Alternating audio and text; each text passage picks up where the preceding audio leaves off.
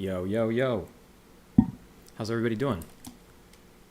Man, it's good to be streaming again. It's good to see everybody. Matt, you made it. Oh, you're in Ireland? Dang, what is that like? Isn't like, I'm in East Coast, so I know that I was in London recently, and London was like 5 hours ahead. So is it even more than that? Or is it the same? Wait, I gotta fix my mic, hang on. I gotta move the mic closer to my mouth. For those of you who don't know, I am a cassette tape collector, and I use stacks. Like, I just have a bunch of tapes that I listen to at my desk while I'm working. So let me make a stack of cassette tapes for my mic stand. All right, there you go. That's better. Cool. Hi, welcome. I got my coffee, I got my water, I got my beverages, and I'm in the mood to stream some coloring. Sort of unexpectedly, I didn't expect, to feel this way, but I woke up, I was like, man, I should stream. So that'll be fun. So hopefully audio and everything sounds good. Let me know if there's any audio problems or capture problems, but we can jump right into it.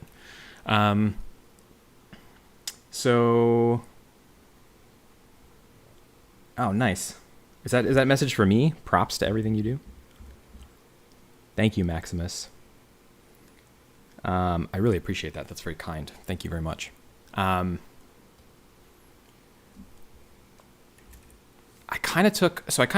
was supposed to color over the break. I'm going to be honest with you.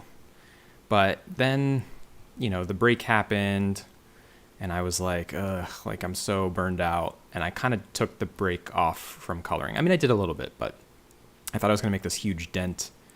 And I didn't really. So that's, it's not great. Because, we're on the hook to deliver this and I really want to do it quickly, but I kind of needed that mental health break, you know what I mean? To be able to do the next few months of coloring are going to be really intense. I'm not going to lie. Like, they're going to be like quite the push to get this done, to get this whole issue finished and like looking good and printed and out to all the backers. So maybe I don't know, maybe taking a break was like strategically the good thing to do, to like be ready to be geared up and finish. Yes, it's okay. Look, I appreciate a long, nice paragraph, Maximus. Thank you. Nice. Thank you. I'm glad the audio sounds good. Infinite Fur, welcome. I feel like you join every single one of these. That's amazing. So I kind of feel like I'll let you guys vote on, you guys, of course, being a non-gendered term. I'm trying to say you guys less, because I think it's good to be open-minded about terminology. So I'm trying to say like y'all, but I'll let chat, or I'll let y'all vote on what you want to do. So last time we were working on this page. Now we could continue to work on this page, maybe tackle this panel right here on the lower right. We could, this one's done. This one's done. We could try to work on Skeleton King. Although Skeleton King is scaring me because I feel like I'm not doing a great job of making it all come together, but maybe you can watch me do that live. We can work on a black and white page, which I haven't done on stream before. And sort of, I can show off a lot of the techniques I use for like capturing like a manga style. So like this page is done, and you can see that I've got a lot of black and white halftones and stuff. So I don't know, that could be interesting to show. Yeah, here's another black and white page. So you can see kind of like what these look like when I'm done. I'm kind of simulating like classic manga shading, but it's interesting to do digitally in Photoshop. Yeah, so we could do something in color. We can do black and white. A lot of these pages let me close out some of the pages that are done. So the cover is pretty much done. I don't need that. So let me keep the ones open that are contenders for us to work on. So it would be this one, or this one. It's kind of everybody's choice.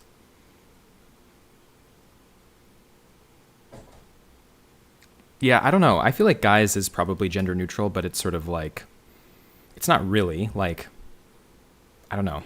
I feel like I heard recently that it was sort of an example of like how what we think is gender neutral is still encoded with meaning, you know, subtly. I don't know. Yeah, I see. I'm from New Mexico, so if you're from Arizona, y'all, like the Southwest is pretty comfortable with y'all. So if you're, you know, if you're from Arizona or New Mexico or Texas, like y'all is pretty normal.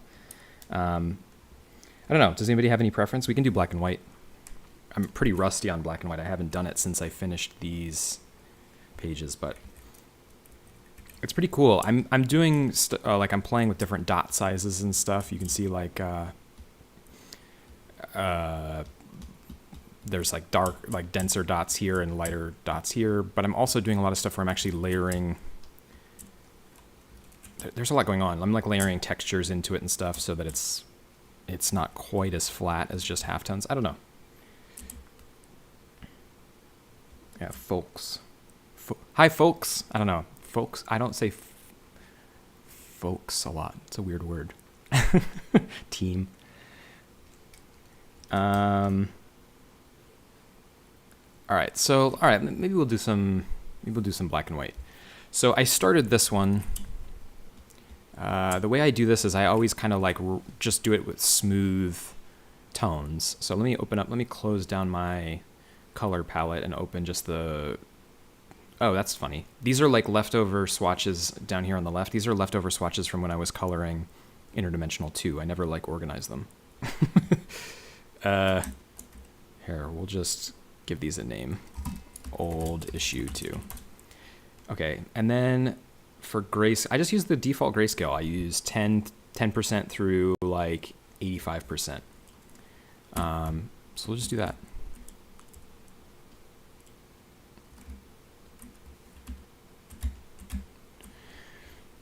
This one's going to be a lot different than the ones that we've streamed before because so much of black and white is less about, you know, specific choices that you want to make and a lot more about like just maintaining clarity. And you can get lost really quickly and like accidentally put two shades up against each other that are similar, and you can really start to muddy the page up. So black and white when I shade manga, black and white is more of an exercise in discipline than it is in like style. I mean, there's so much style in Lydia's line art. It's not like I really need to like imbue this kind of image with a bunch of like shading style on top of it. It can kind of look busy if you do that. So I'll kind of show it's more of a logical decision-making process, and you kind of have to like make choices. You end up being guided by your previous choices and making choices that you didn't expect, because you suddenly realize you have to change your plan because something is looking like too similar to another thing that's up against it. I just can't figure out why when I sample oh, okay, cool. A long time ago, Photoshop, like I would say like maybe a year or two ago, Photoshop changed it so that I'm sure this is like in the settings and I haven't found it, but when you sample a color, it samples it in the background color of your like 2 color choice thing at the bottom of the toolbar, and you have to like press the X key to flip them, and it really like screws me up because for years when you sampled, or at least my Photoshop was set up so that when I sampled a color, it went to the foreground color. So weird. I'm still not used to it. I feel like it happened like a year or two ago. Hi, I'm new on your channel and I still don't understand what your comic is about. Can you please tell me about it? Okay, so here's the thing, it is not one story. It is much more like Love, Death, and Robots? Or like Black Mirror. It's like an anthology series. So it's less of a single story and more of an excuse for us to try different stories out. So I think a lot of times people get confused by that because so much of our media has shifted from like anthology or episodic storytelling to like, I mean, ongoing, right? Like everything's in a manga mindset, or like a season of television is now like 12 completely interconnected episodes, and everybody wants to know like what the story is. And so we're like kind of trying to intentionally not not kind of follow that trend and go back a little bit back in time, because I think a lot of anthology storytelling and episodic storytelling was a little bit more old-fashioned. So like I think of like, you know, Marvel Comics in the 60s or old episodes of The Twilight Zone. So it's just a lot of like kind of cyberpunky science fiction and horror told in episodic chunks, and it's intentionally very weird. Like this one is about a woman who slowly goes insane because of a hot sauce mascot who may or may not bear resemblance to Steamboat Willie, which is totally fine because Steamboat Willie is in the public domain. All right, so I'm going to take this gray that I've got going here and sup nerds. Yeah, how about sup? Oh, you mean as a gender neutral greeting? That's pretty perfect. This is definitely a D&D inspired story. In the story, she's a tabletop TRPG designer. So she's like slowly driven mad by her creations. Let's see. So yeah, like I'd say a good comparison for our comic is like, yeah, like the Twilight Zone, Black Mirror. Our audience tends to be younger, so a lot of people don't know about it, but Heavy Metal Magazine, which was like originally a European publication in the 70s and 80s, that was like, you might not have heard of Heavy Metal Magazine, but you definitely like know it because a ton of that stuff was influential to science fiction films of the 80s and 90s, and was influential to people who made really influential stuff. So it doesn't always get as like talked about as other things, but Heavy Metal Magazine is one of my favorite things of all time, and I am like really, really influenced by it. So if you know the artist Mobius, like a lot of his stuff started in Heavy Metal Magazine in the 70s. An artist that Lydia and I both like called Enki Bilal, who did the Nicopol trilogy, which is like really influential on us and really, really respected creatively. Like that started in heavy metal. It was like it was a place to serialize short stories, and ended up being like a huge driver of culture. Like you hear about Ridley Scott reading it, or Dan O'Bannon, who was like a special effects guy who was like really influential in creating the look of a lot of like 80s science fiction films. So that's fun. So we're kind of trying to bring back, I don't know, in a world where everything is episodic and ongoing and, you know, never ending. I don't know. I think it's interesting to force yourself to create short stories with endings, and that's what we're trying to do.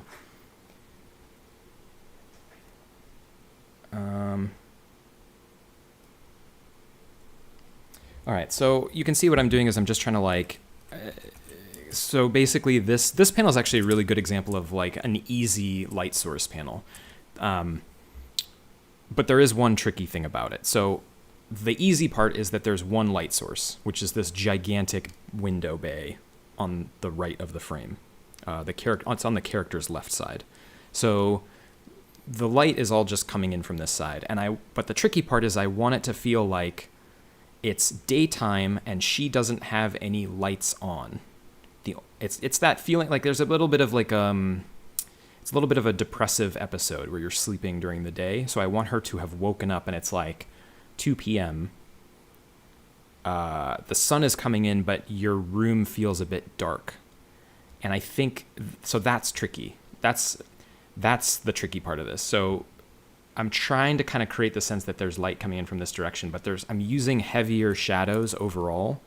Like the shadows on the under part of these panels, they're a little darker than I would normally use for a daylight, like brightly lit room. But I'm trying to create that sense that like, we've all had that feeling of like, I'm inside, but it's a bit dark. You know what I mean? Like if I were trying to read, I would turn a light on. So that's what I'm trying to kind of like maintain here. So let's shade the top of the bed, because that would be catching. This is like, I'm imagining it's like a hotel, so it's like a pretty clean white bedspread that would have like a decent amount of light catching it. So you can see I put an overall gradient from left to right to kind of give it to dark. Like this is okay. So here's a room, a well-lit room during the day. This gradient, I'll call it overall gradient. I haven't labeled any of my layers. This gradient gives it the kind of that darker, kind of like all the lights are out during the day vibe. And this is like panel shading. Oh, and then, okay, so then I have the opportunity to have this gradient, which is a choice. So this might be too much of a dark drop off, but it does help with contrast. So maybe it's at 75%. So I'm going to take it down to like 40. Just because I think that helps actually a lot. And what we can do is, you'll see, we can create an opposing gradient on the no, the one where she's screaming. So if this gradient gets darker as it goes to the left, the no can get lighter as it goes to the left. So it'll create like a really nice, like weird opposing gradient contrast thing.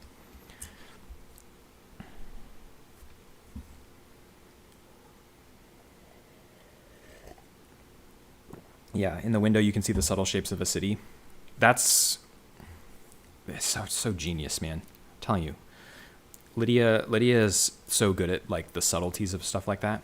Like it feels like one of those hotel curtains where you've got the double curtains and the interior curtains aren't really curtains. They're kind of like semi see-through. And it's like those are drawn, and that is like she's just captured it. And it's just such a, like, if you actually zoom in on it, it's such a simple, like, quick, I mean, this took like seconds to just like slap these lines in, but it's so effective. It's really cool. There's just a lot of storytelling in this panel, which is really fun. Okay, so here you can see I was putting in some brighter elements. So I do want these lampshades to read as like white lampshades, like clean and crisp, but I think if I do this right, I can leave them pretty bright, but I won't put any lighting around them. Like it won't feel like they're on, theoretically, because they won't be casting light or shadows on anything else. They're just going to be white objects in this like semi-darkened room. I think it'll work. So because this layer is objects that are lighter, I'll use it for the bedspread. So,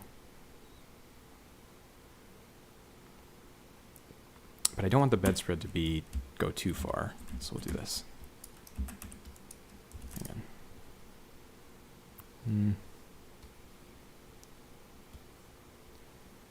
Maybe I do have to do 10%.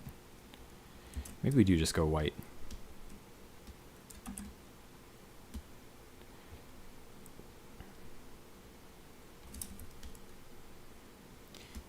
Because we can always erase shadows. Because we're going light over a darker area, we can always erase shadows back into this. I'm just trying to give myself like a nice base to do that.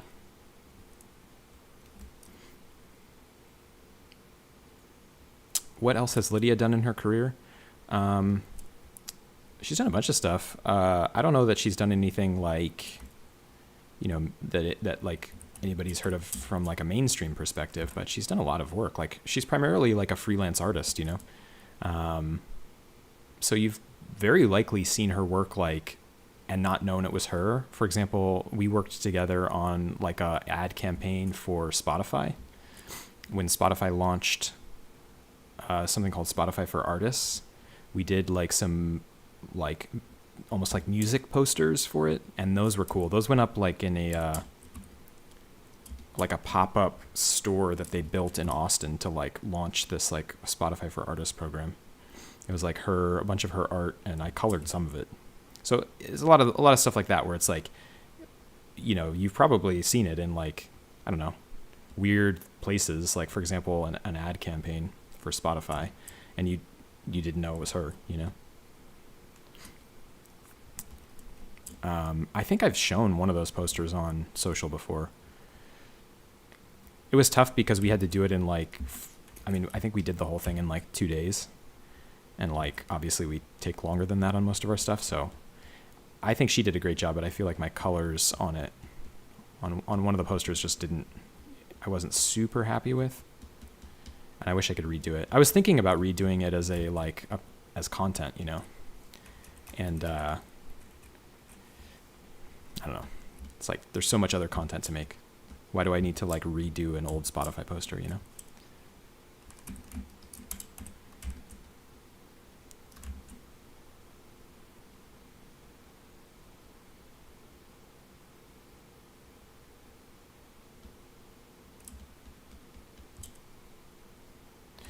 So when I'm under these tables, these like side tables, I'm just gonna shade them in dark.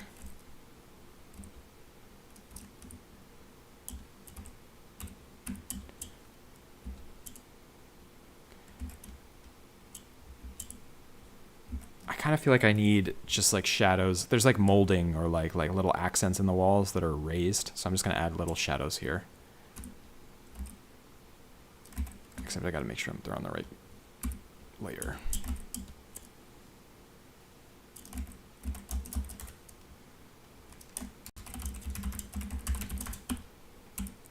I'm gonna put them on. I'm gonna put these little shading accents on their own layer because I might want to like tweak them or like do a gradient top to bottom or something on them. But I might not want to affect like these are probably some of these shadows up top that are on this like I don't know what you call it, overhang. There's like a little cutout in the wall and this overhang is here. That's a really nice like solid shadow that kind of grounds the whole composition. So I can put other little shadows to accentuate the details, but I kind of don't want to mess with this like larger cutout shadow. I think it helps ground the composition.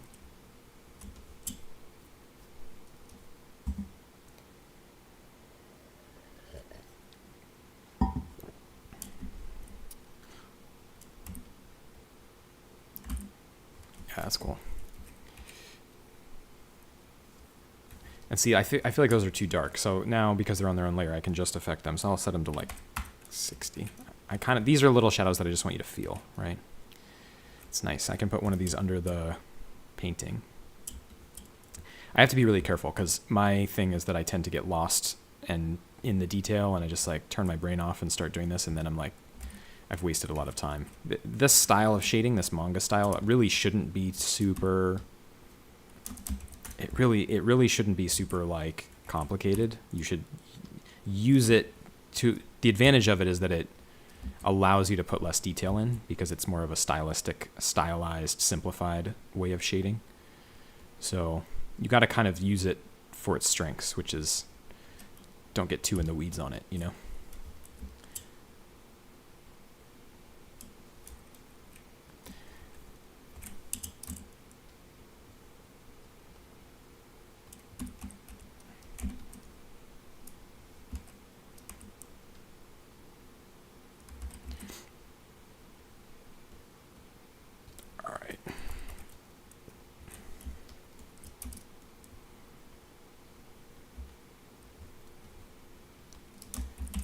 I want more highlights on the bed. Wait. Oh, of course. The bed is actually... Okay, so here's a good example of like contextual color, right? So the bed doesn't look pure white to me, but I just sampled it and it is.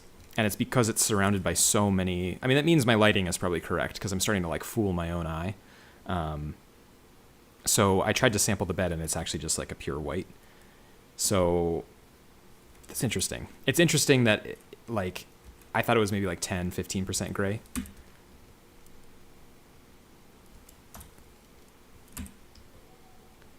All right, let me get some shadows in on the bed so you can see that. So I'll set the brush to like 40%. No, that's too... Maybe we just go full. You have to be careful that you're not too subtle with this stuff. Because if you don't commit to having contrast, it's going to look really bad when we switch this to like actual halftone dots. Because that's the final step, is that you will flip this to... Let me find an example. Oh, yeah, you'll flip this to dots when you're done.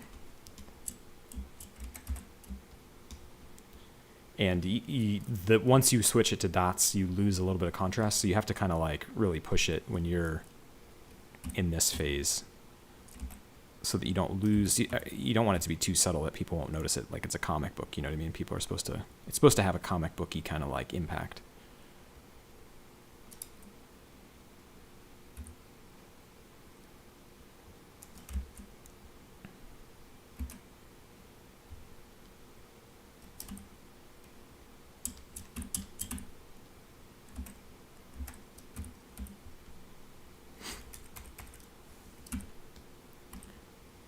So just trying to get some, just trying to do this quickly.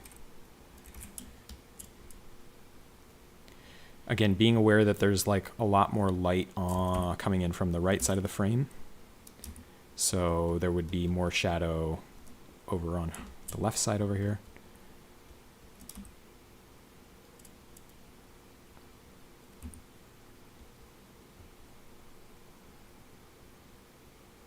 She's casting a shadow over here.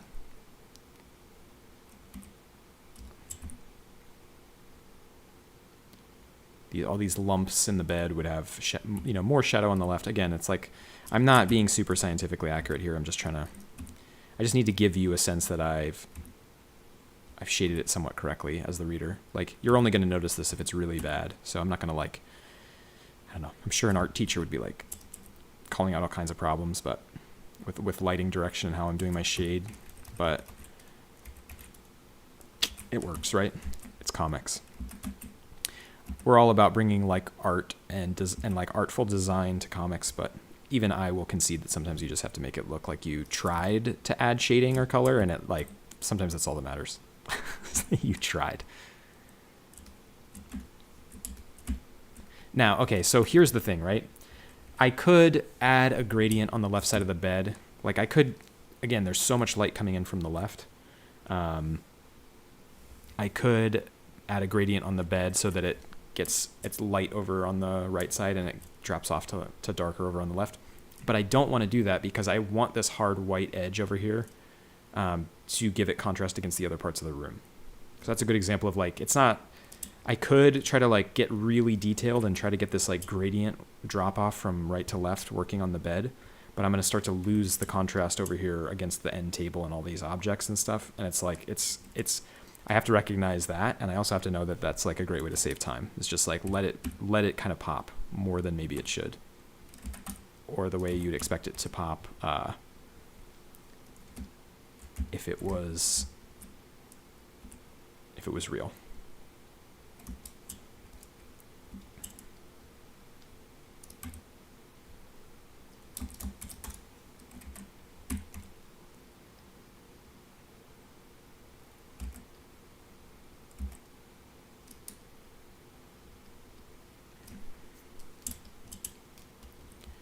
Oh, she's got her phone over here on the table on the charger. I don't know if you can see that, but I'll add a little phone screen.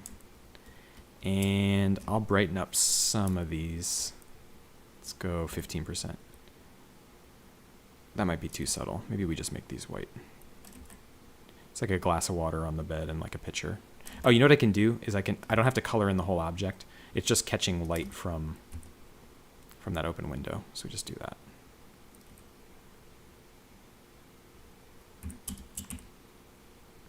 Just the subtlety of a couple things catching light. Okay. I think the front of the bed would be darker, right? Because it's kind of like, I think the light would be coming in and kind of like making this front edge of the bed a little bit darker than it is here.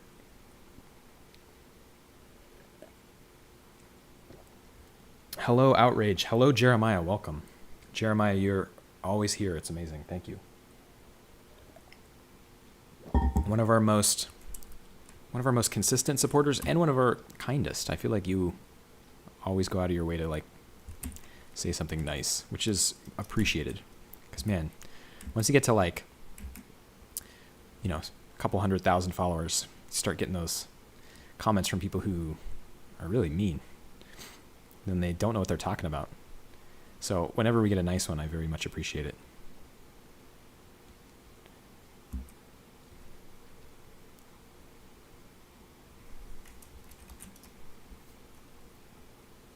Okay, so I just did something that I think was a mistake.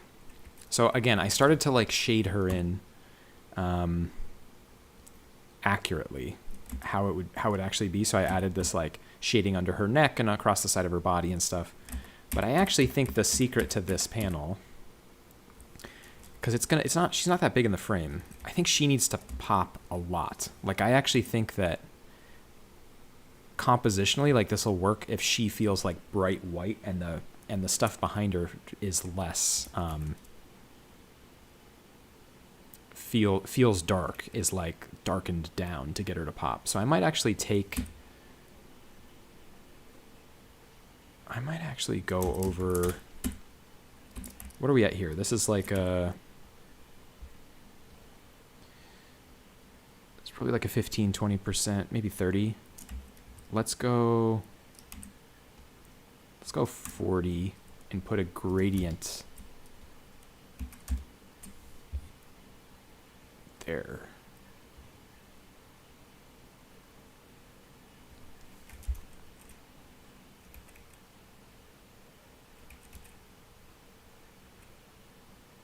Yeah, that helps. It definitely helps her pop.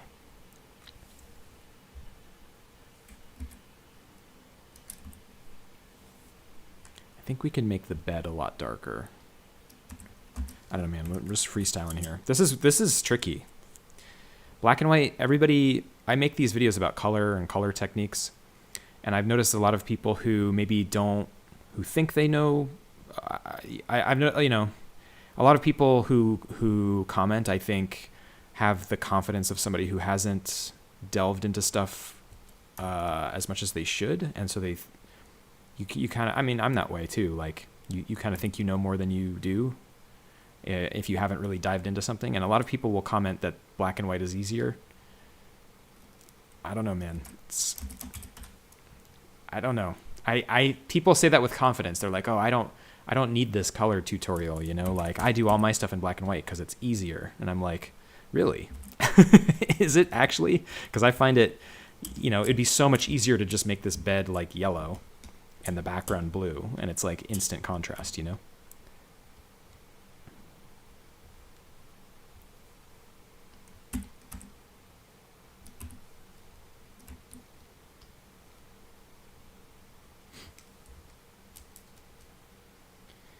Hello, Anita. Welcome. Oh yeah, that's awesome. Jeremiah, I guess you and Fred the Cyborg have a similar thing where you're both starting a comic. A lot of people say that. They're like, I found you right as I was starting my comic. I'm like, dang, we're getting lucky a lot. A lot of people are finding us at just the right time. I think a lot of people like are getting into making comics right now, which is like, I couldn't be happier. You know, I'm really excited to see that.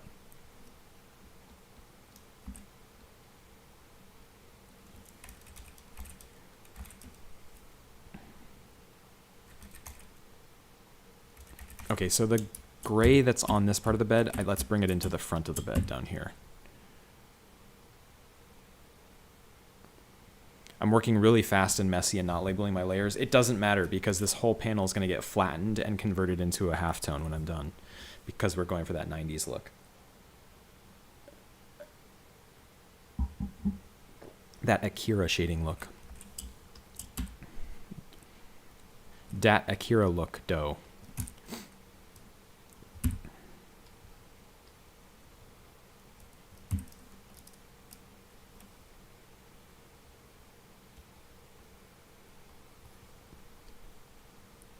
All right.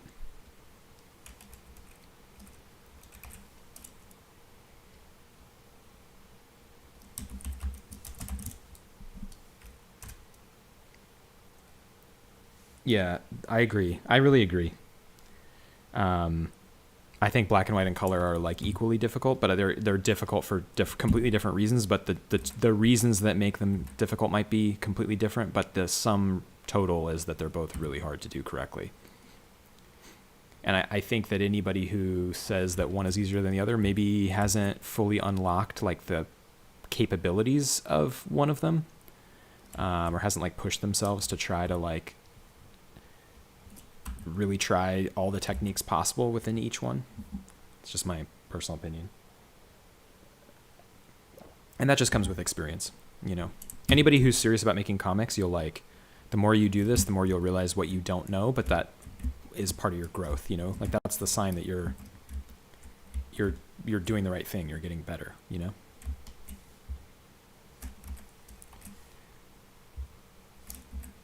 Man, this is hard. All right, I just want to kind of grab the bedspread and just give it a quick, I want to darken it down a little bit more in the shadows.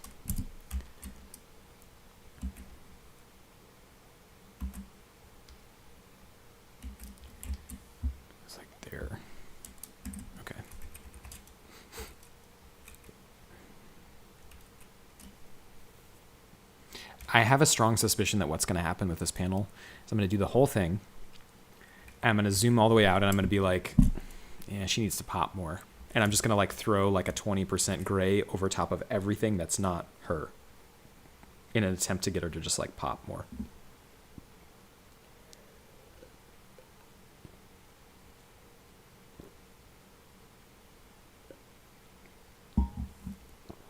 All right, so I mean, this really doesn't need much.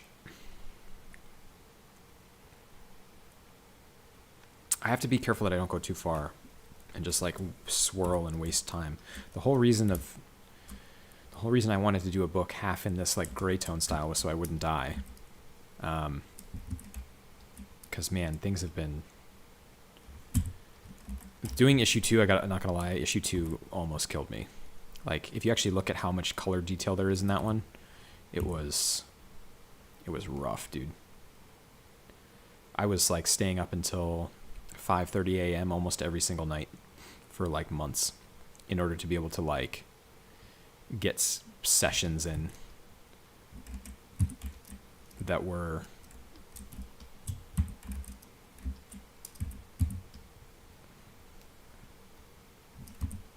like, you know, long enough so I could get in the zone. A lot of the problem with coloring for me is that it takes me a while to kind of warm up and get in the zone. So if I have to sit down and actually do work at like a publishable level, like a really, you know, high quality, something that I'm proud of and not going to cringe when I see it in print, I gotta have a long work session because I gotta kind of spend the first hour just like, I think in London they'd say faffing about. I gotta kind of like faff about a bit and kind of warm up, and then I kind of get into the zone and I'm able to really turn it on. So when I was coloring issue 2, I would start at like, you know, 10 or 11 at night, and it would take me a while to kind of warm up and get into the zone, and then I would have like a few hours of like really good productivity to get pages done. But that comic is so long and I put so much detail into the whole thing that it almost killed me, like doing that many pages at that level late at night consistently, and I stopped sleeping, and it really messed me up. So I'm trying to, issue 3 is a lot more limited palettes. Some of it's in black and white, and it's all in service of the story, but it's also in service of me not dying. Oh, hello from Greece, GK. Welcome. I don't know Greek, or I would say something in Greek as a welcome message to you. I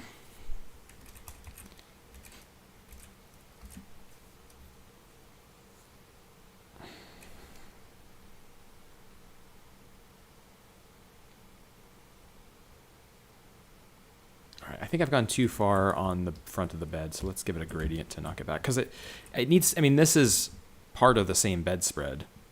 This white sheet on top is part of this front, so it needs to still feel like it's a white bedspread. So I can't go like hard gray to the edge, so let me give it a little bit of a gradient to knock it back.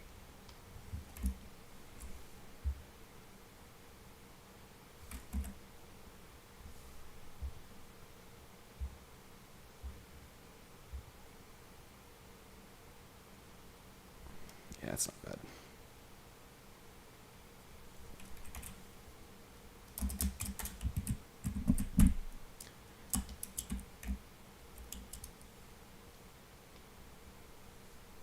And now I can just put a little bit of detail into the bedspread, just enough so that you feel it, you know.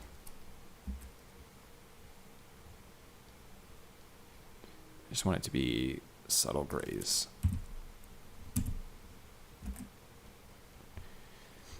A lot of these, like, if you look at like sheets on a bed, when they hit the floor, they kind of like bunch up at the bottom a little bit. So you can put the shadows on the bottom like this. Kind of just give it a sense that it's like folded over.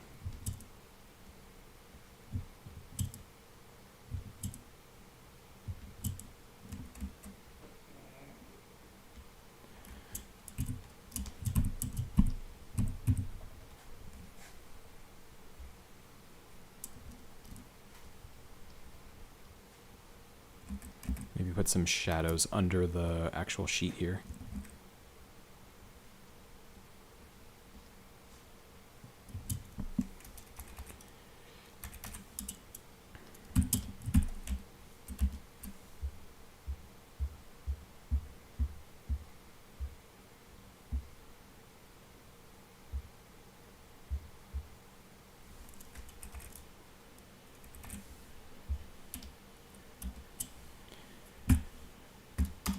Yeah, just trying to get it in. Okay, so that's good enough. But I think we can add a nice shadow like coming here off of this corner. So if I'm looking at this page, that'll help like break up this big rectangle. It's like a somewhat accurate shadow. A somewhat accurate shadow like across the bottom of the bed, and then continuing over to the left here. I'll show you. Are the first 2 issues available in print? They will be. I think you missed the Kickstarter we did, but the Kickstarter was like a pre-order for reprints of 1 and 2, along with the new one.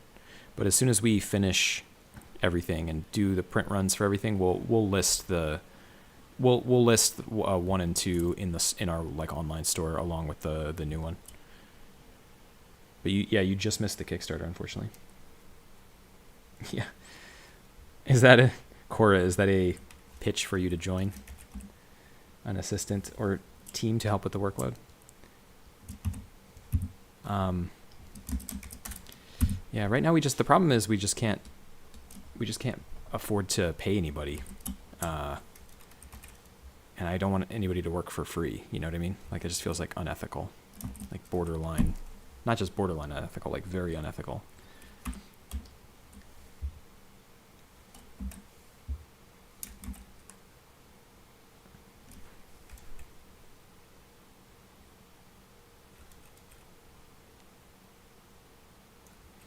Trying to decide if I like how hard edged this shadow is. Maybe I'll like it more if I get other accurate ones in here. So let's do one here.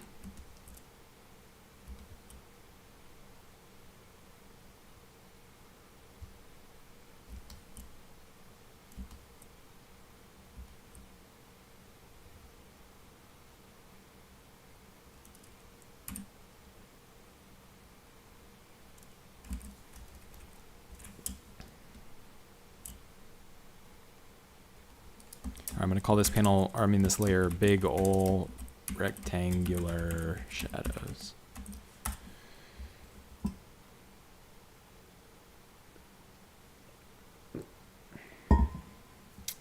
Yeah, the issue with creating comics, you're doing entire projects, writing, sketching, inking, coloring, lettering, printing, binding.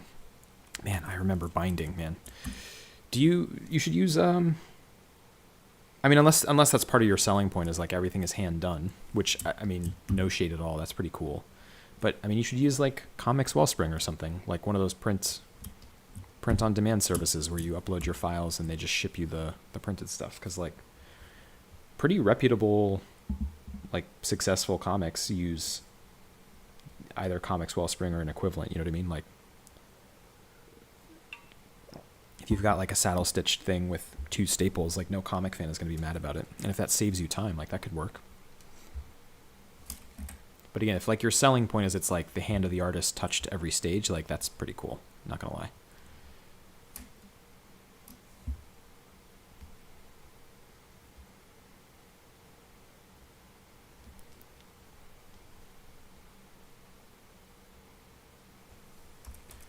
All right, let's do the edge, some front edges here. So the darkest part of the whole image would probably be something like this front edge, this little platform that the bed is on, because it's kind of like opposing the light, and it's also like a harsh, like sharp rectangle, 90-degree angle.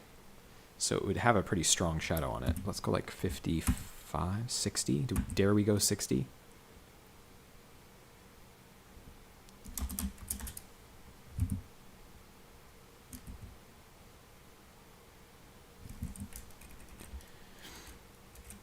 It's actually not bad. I might have gone one step too far. Okay. That's cool.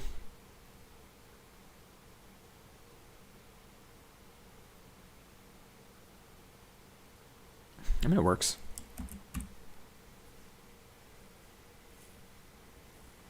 Did you have any problems with liking how your art turned out when you were younger? Oh, yeah, of course.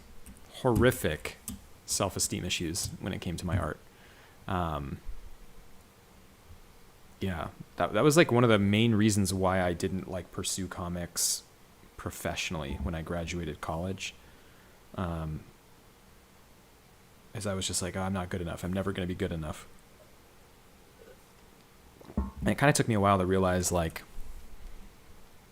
most people feel that way, and it's better to actually, in my opinion, it's better to just make comics and release them, knowing that they're not up to your standards. But there's something magical that happens when you know people are looking at it, is that, like, you practice more smartly and you develop your skills more actively, and you actually, I think, overcoming your hesitation to release your art actually helps you get better faster, because it's more motivating to get better when you know that your stuff is out there in the world, if that makes sense. So it's very counterintuitive, but I actually really, I'm a big advocate for that. Because even if you just release some like stuff consistently over 6 months, you'll look back and realize that you actually got a lot better. But giving yourself a platform makes you more aware of what you can get better at. And you don't just feel like you're bad, you feel like you start to notice the things you can work on, if that makes sense.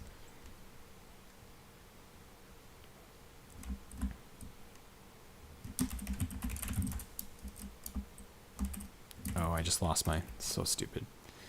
I should be using the pen tool. There you go. I lost my selection because I'm stupid.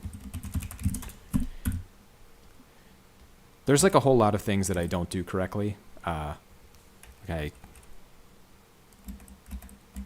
should be using the pen tool for all these selections, because you can like save your selections and keep like reselecting them easily, but I'm too lazy. I've noticed that like a lot of people think you're supposed to do all these things correctly, but if you actually like talk to people who do comics professionally, they're just like, yeah, I don't label my layers. I use the lasso tool. You know what I mean?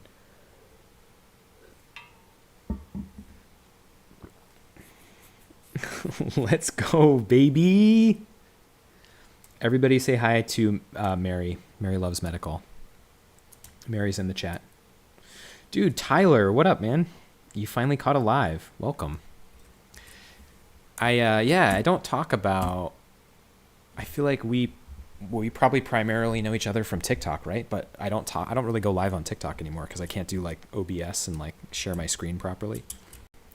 So I never really talk about the lives on TikTok. What I should do is have the phone like on TikTok, like also over my shoulder, just for the, for that audience. But I don't know. It's just stressful. I have to set everything up. We're doing some manga-style shading today.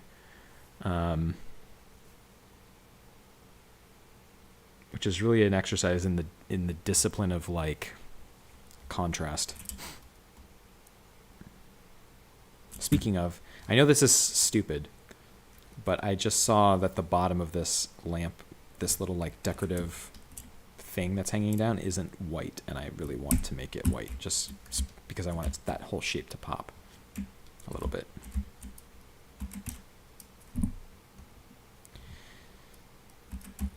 This page is a good candidate for a line check, where we can see kind of how we're doing, which is when you turn off the lines. Oh, that's pretty good. When you're working in black and white especially, it's so much easier to see the contrast with your lines off. Like, obviously I would never release the comic this way, but it's nice to pretend like if I didn't have the lines, like, do I have enough contrast and differentiation between shapes? And the answer is, yeah, it looks pretty good. Like, you can sort of see like the edge of the bed up against the edge of the floor, up against the edge of the wall. It's pretty cool. Yeah, I've been holding out.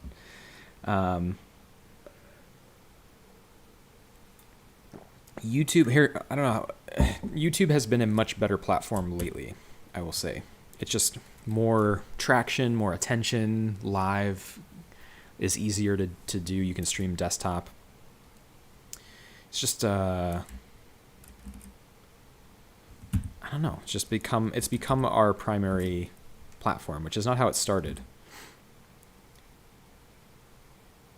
But I guess you just follow what's working, right? YouTube also has like the community posts, which are nice. Like those get surprising amounts of traction, I've noticed. Like if I put up like hey, here's like one panel, we did a little bit of progress offline, you know? And it's just like one single panel, like it'll get like 2,000 likes, which means it's gotten tens of thousands of views, potentially. Whereas if you put an image post, I've noticed if you put like an image post, like a static post on any of the other platforms right now, it just goes nowhere. It's ridiculous.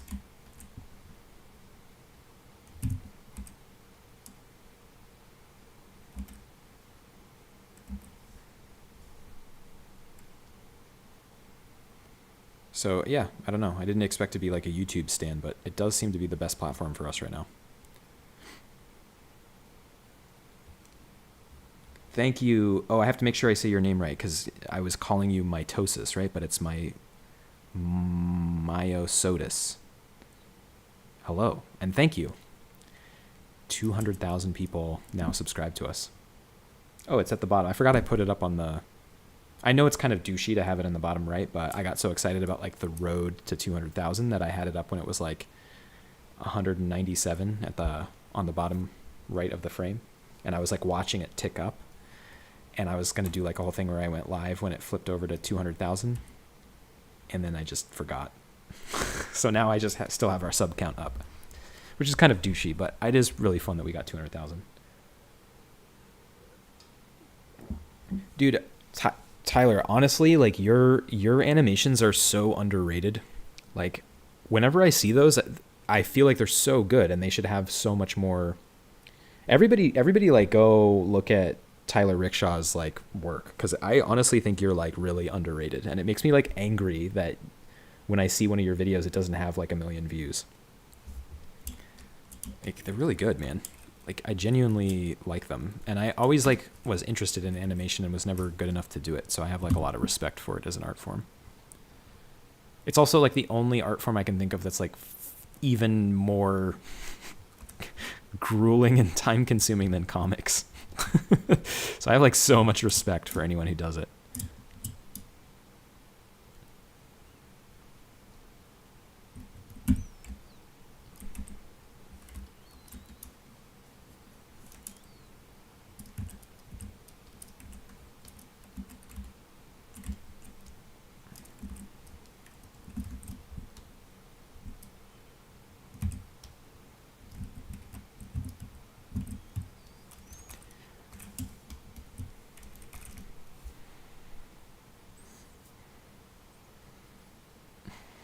Yeah.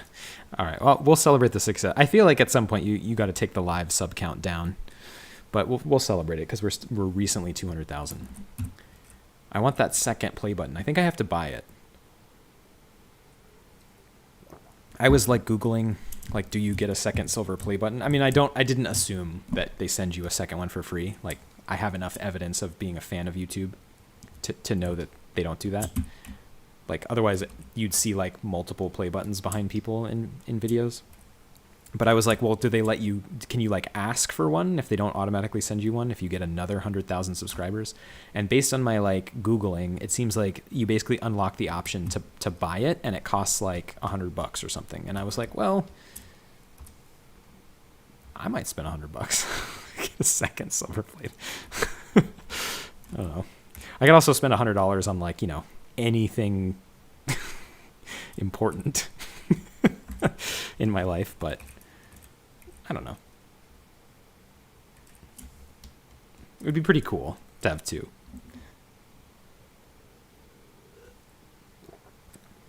Yeah, you wanted to be a comic artist before you got the animation bug. I mean, they're the same brain, right? Like I know a lot of people who did one before landing on the other. Because if you're in animation, you have to do your own storyboards, right? And that's essentially comic making. So I went to I went to college with a girl who she was like in the dorms with us, and she was like really into comics, and I think she's now like working for Pixar or something. She's like an award-winning animator, but she started doing comics. I remember she was like I remember she was really into like manga and stuff, and then later she got into like, yeah, that kind of like, there's like a type of drawing that I've never been good at that's like very like, I would call it like very like Disney ready or like Pixar ready animation. It's like very expressive character design with a lot of like fluid movement. And I'm so bad at that, but she was really good at it. And eventually I think she's working for Disney or Pixar or one of those. It's really impressive. I think she's like pretty successful.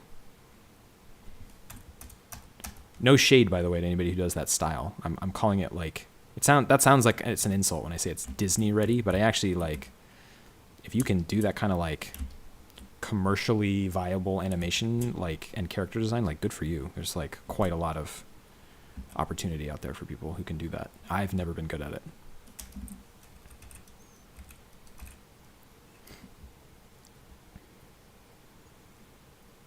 Yeah, Fred, hopefully I can call you Fred the cyborg. It is usually, that is the workflow. Oh, I want to be an animator. Oh, this is way, way, way too hard. Wait, oh, I could just like take my storyboards and make them comics. I guess I do comics now. Like, I think that's usually the like decision tree. And so anybody like Tyler who does actual animations, like, so much respect for like sticking with it, for for not giving into the allure of static images, you know? So like, honestly, like nothing but like total respect.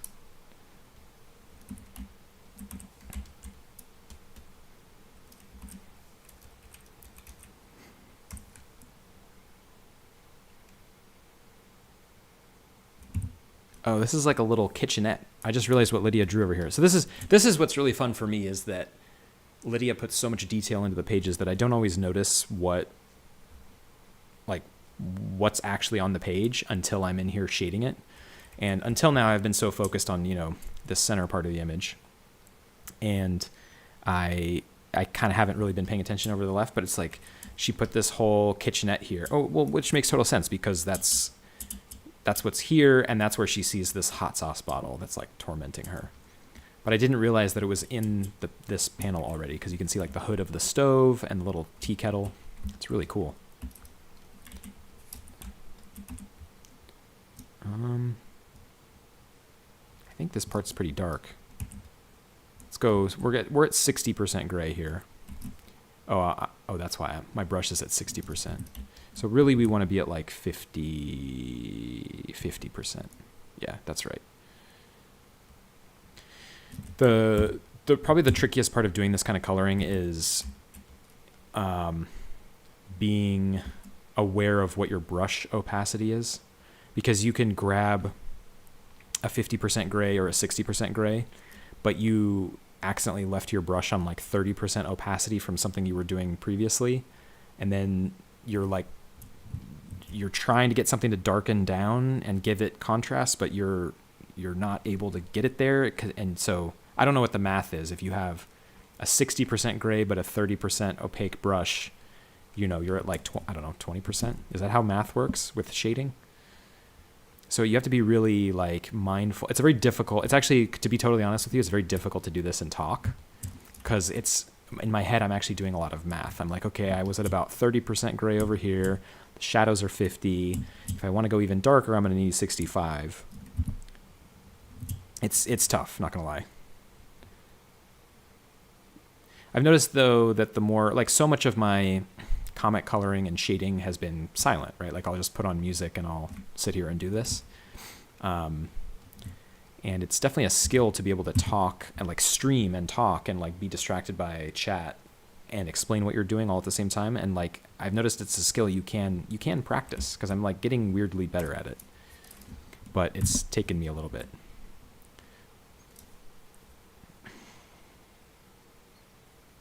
Yeah, it is. Man, I kind of want to show, I don't want to, I feel like I have to be careful that I don't spoil. So you said it's like a Where's Waldo page where the more you look, the more you see. I kind of don't want to spoil anything, but Lydia was sending me some pretty fire pages that are like full on Where's Waldo. Man, do I have them? I kind of want to show one of them, but I feel like I'll totally spoil it. Oh, here, wait.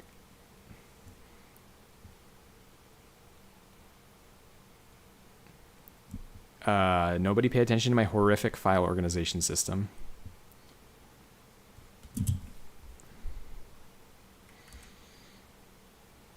Yeah, the Where's Waldo thing, like some of her more detailed pages are total Where's Waldo things. God, I have to be careful I don't spoil the whole comic.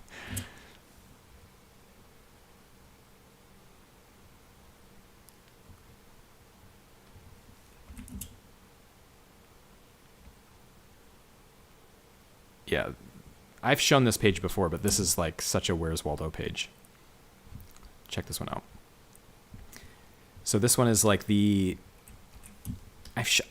this is like our skeleton. He looks like a lot of people said he looks like the what is it, the Lich or something from Adventure Time.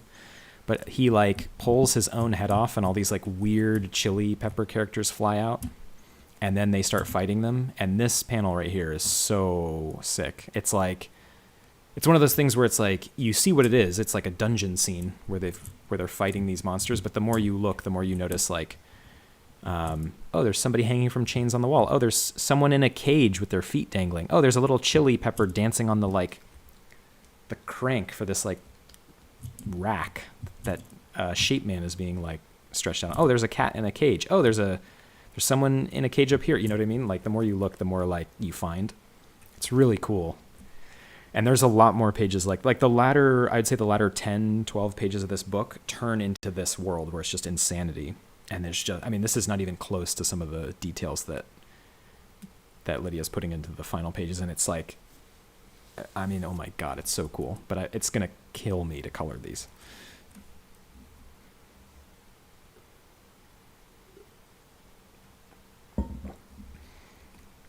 Yeah, you're right. Ultimately, animation and comics are all just like methods of storytelling, right? I think it's the same brain. You have a desire to tell stories in a certain way. And they use the same part of your brain. And of course, like I was talking about Heavy Metal magazine, but Heavy Metal is actually most famous for the cartoon that came out in like 1980, I want to say, early 80s, late 70s. And there's just such like a marriage of like comics and animation, like turning comics into animation, you know? And like Heavy Metal is the best one ever. Like the best example of that ever. And then there's what's the new like sci-fi show that's on Max that everybody keeps telling me to watch? That's like sort of like sci-fi with like kind of an old Heavy Metal vibe. It's like on my watch list. I really need to watch it. It looks amazing.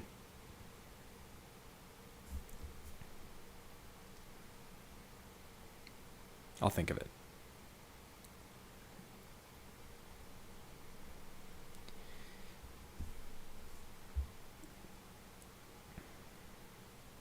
This panel's pretty close, man. I gotta be honest. I don't want to overdo it. Like we're on kind of a deadline now. I really want to get this comic out to like our backers, and I don't want to like completely lose my mind. Like I could for example, I could shade out this trash can, right? She put a trash can in this little kitchenette. Like I could very, very easily spend some time like shading this face of it. Do you need to though, right? Like essentially all I need to accomplish is that you can see it's there. Like there's contrast on both sides of it, on the left and top.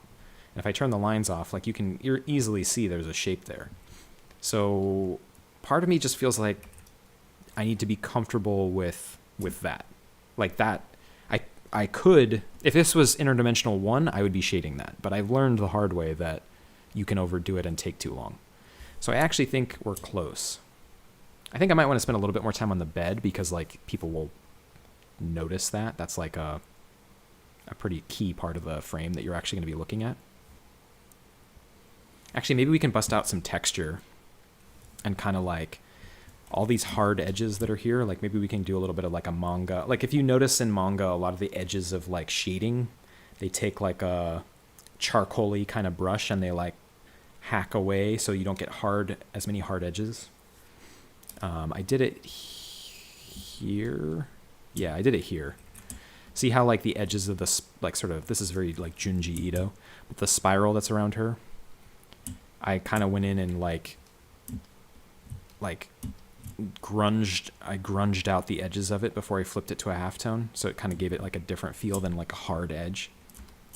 So we might do that on the, maybe that'll, since this is fabric, that might actually work.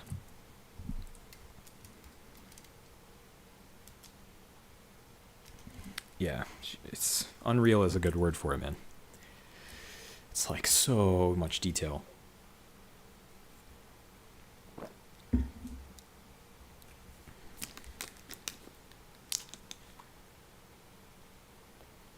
Oh, you know what? Before I do anything else, I talk about this a lot, but it's important to get a bunch of elements on the page so you understand how they all work together with the overall page and panel composition.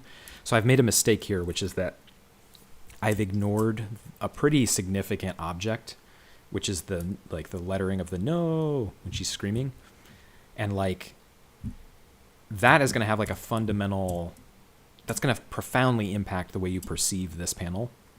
And it's kind of a mistake that I didn't do anything on it because it may actually change how I want to do some other parts of the panel to give it a better sense of balance in the composition. So let me, before I do anything, because I need to go in and spend a little bit more time on the detail of the bed, but I can't get lost in the weeds until I actually know how this big element is going to affect the panel and the page. So let me do that first.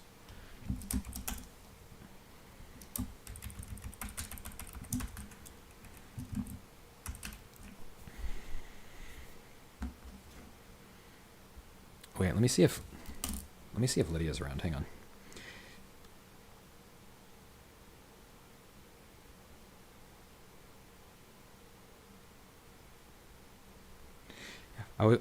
Let's see if Lydia can.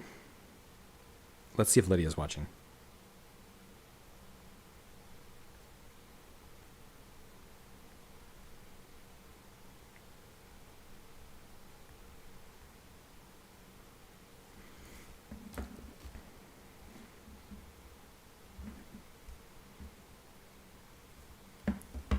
All right, we'll get the no in. I actually am pretty happy with how this is turning out, weirdly.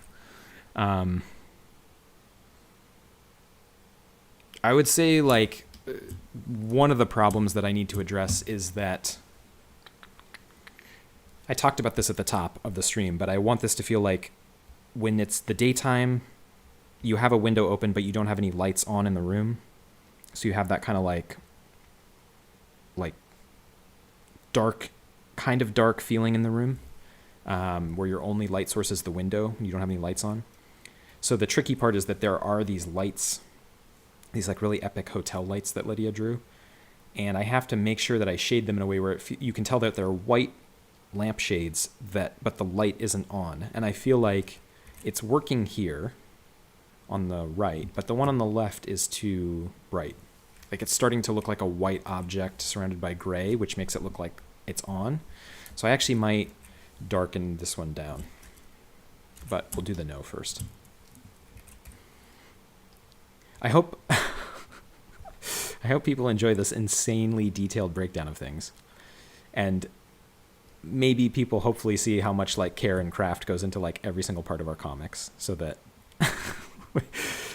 when they see our stuff, they appreciate why it takes us a while to do it. You know, we're sticklers for the details. You know what I mean? I've noticed a lot of people. Like sometimes I'll talk about how like, yeah, we take our time on things, you know, like we really want stuff to be good. People always have a lot of opinions about how artists are perfectionists and, you know, it's more important to release things quickly. You know, great things happen under the pressure of time. Or they'll say like, oh, well, you know, if you're a perfectionist, you'll never finish.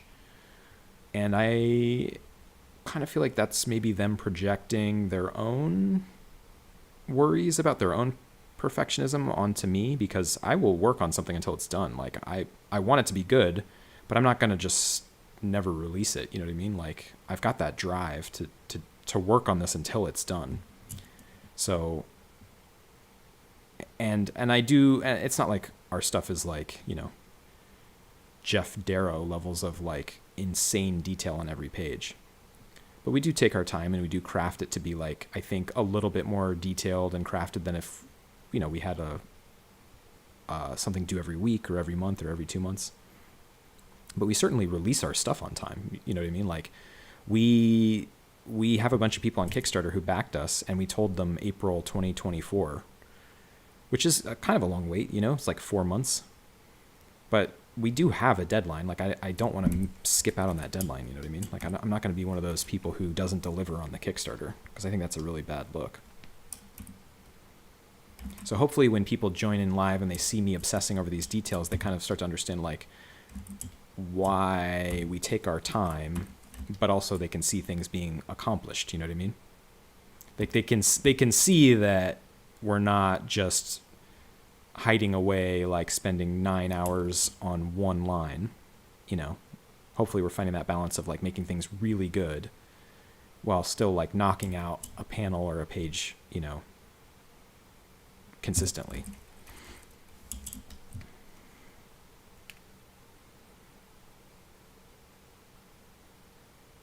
Oh, okay.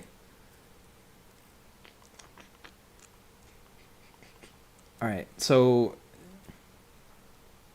yeah, so Bardo 333 is Lydia. So if you want to ask Lydia questions about this line art, ask away. She's here.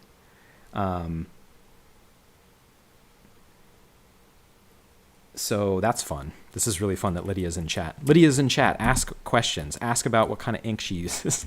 all the questions that I'm always like unsure how to answer. Ask about techniques with dip pen. Ask about techniques with brushes. Ask about page layout techniques. Things that I'm always terrified that I'm answering wrong. Lydia is in chat.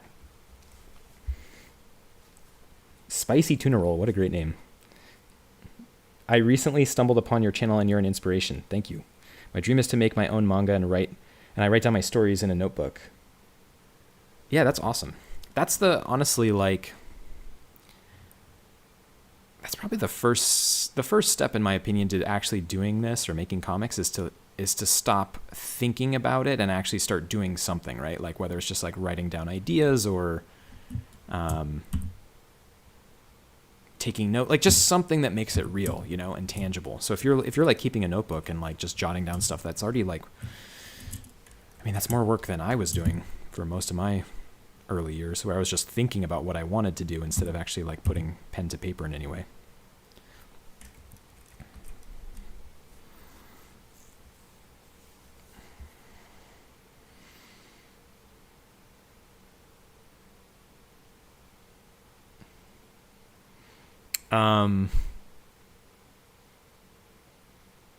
Here, let's ask Lydia. So Lydia, do you think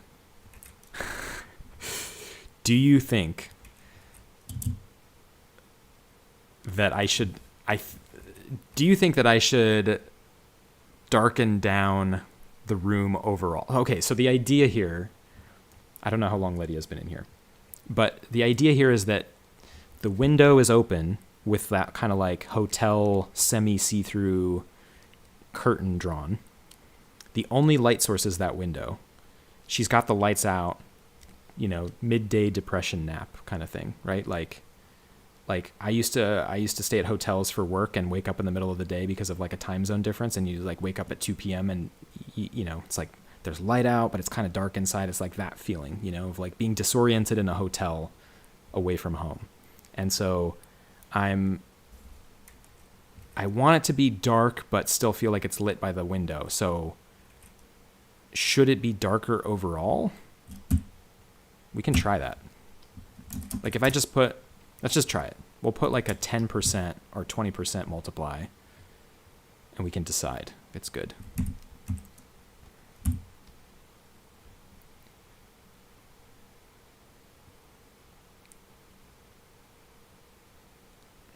Oh, but we want her to pop.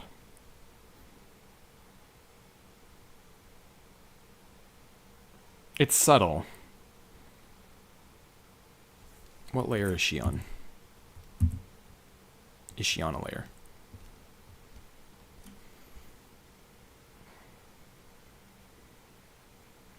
Oh, nighttime to dusk. Okay, so maybe we got to go darker overall. It'll help her pop too. That's more like manga, to be honest, is like manga goes pretty far in the grays. Like they push the grays pretty far.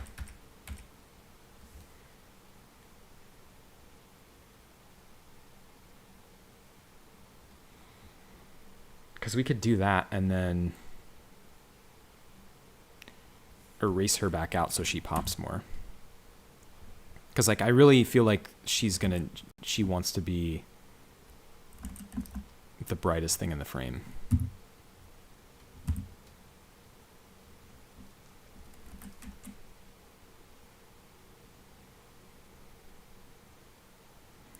Like you want that kind of like old school pop of the character in the frame. I feel like this is like a very Calvin and Hobbes thing. Like he realizes something terrible and he's like this bright shock white character in the middle of like a shaded panel or something.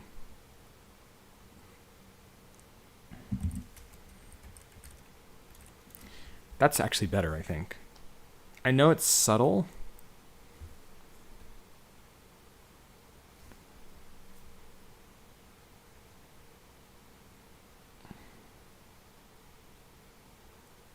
I know it's subtle, but it's interesting. It also helps her like stand out. I think that's better actually.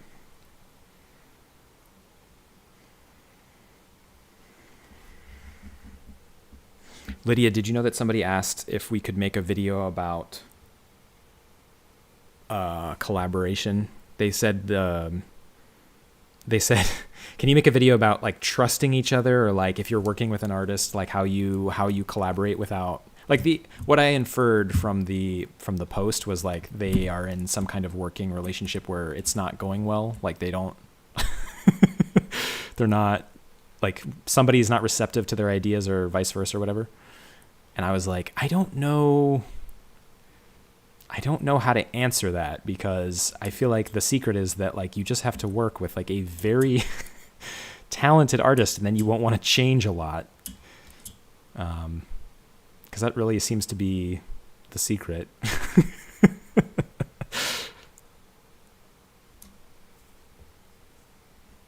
Hello, humans. Hello. Yeah, push the darks even more on the left. Yeah, I think so. We can just do another... I might just have a gradient that's not... So this is the gradient on the left primarily, and it's only on 40%. We could set it to like 55. And then set all the... Yeah, that's better, right? It's really amazing how much that left side gradient here... Make sure my stupid head isn't blocking it. So the left side gradient makes a huge difference in terms of like the impact of that panel. It also does a really good job of like softening the hard edge of the shadows of the bed and the shadow of the left side of this little bed platform. Because when it's on, you don't feel the contrast as much, and that's nice. Yeah, this feels better.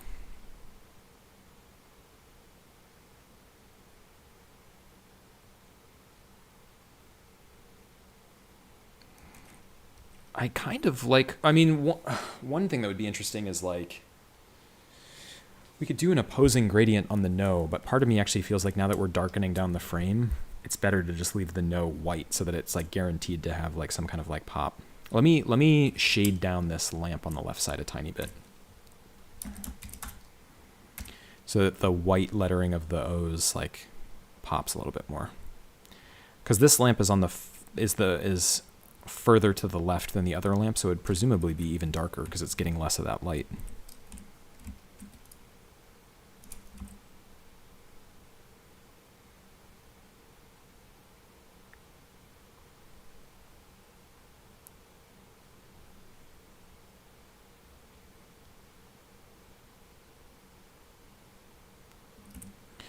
This is where it gets really tricky, because it's like you have to have the lamp stand out from the background, which is this wall, but then you also have to have the white lettering stand out from it. So it's like finding the exact middle ground between two shades, basically. This is why black and white is so hard. Yeah, ultimately I think I'm just going to keep pushing the darks in the background further to get her to pop more. I think you're right. E.T. animates. Ooh, we have another animator. Are you also an animator? We were talking about animation earlier.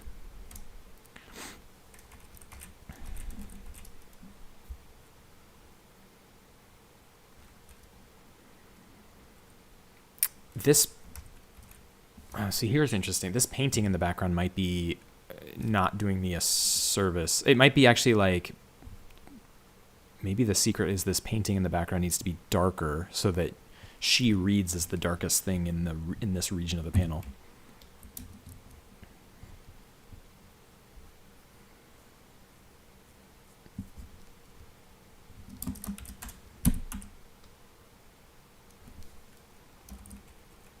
Yeah, that changes your perception of the page a lot. It's crazy how one element, like check this out. So that makes the room feel darker when this painting is darker.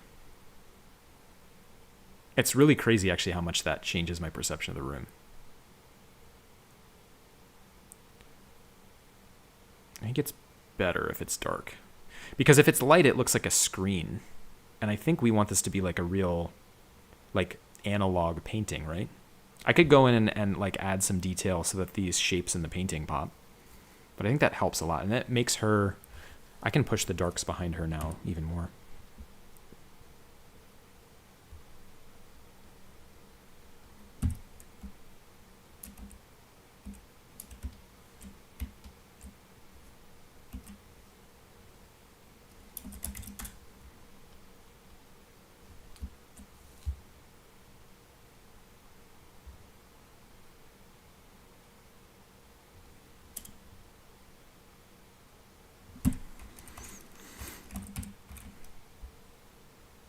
I think this shadow is too hard-edged right here.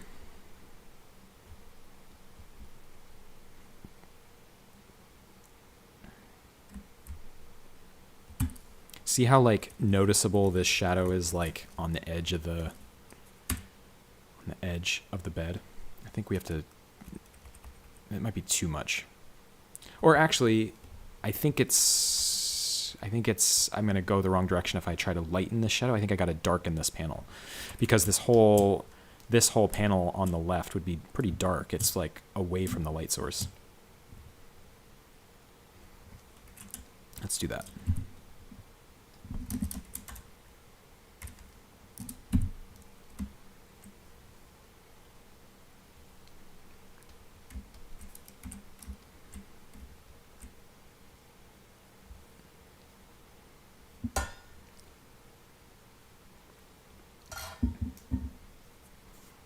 Yeah, we've been working together a long time.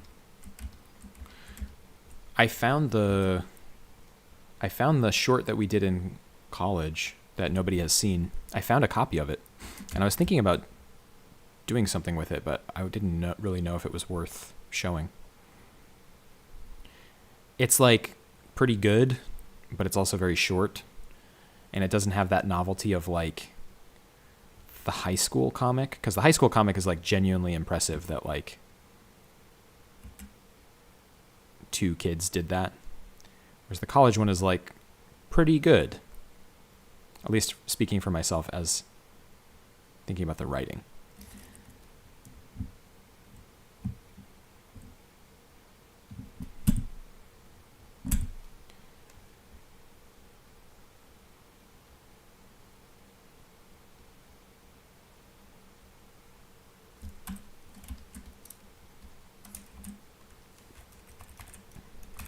All right. Pretty good, pretty good.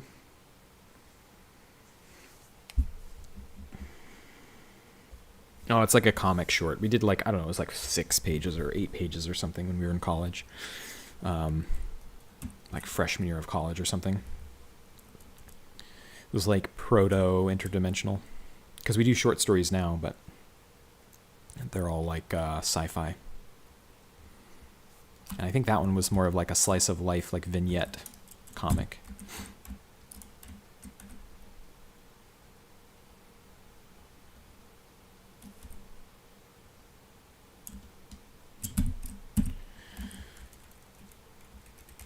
Cool. All right, so let me...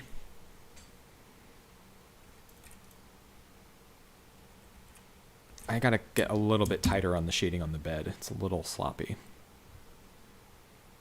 What the hell layer is it on, though, is the problem.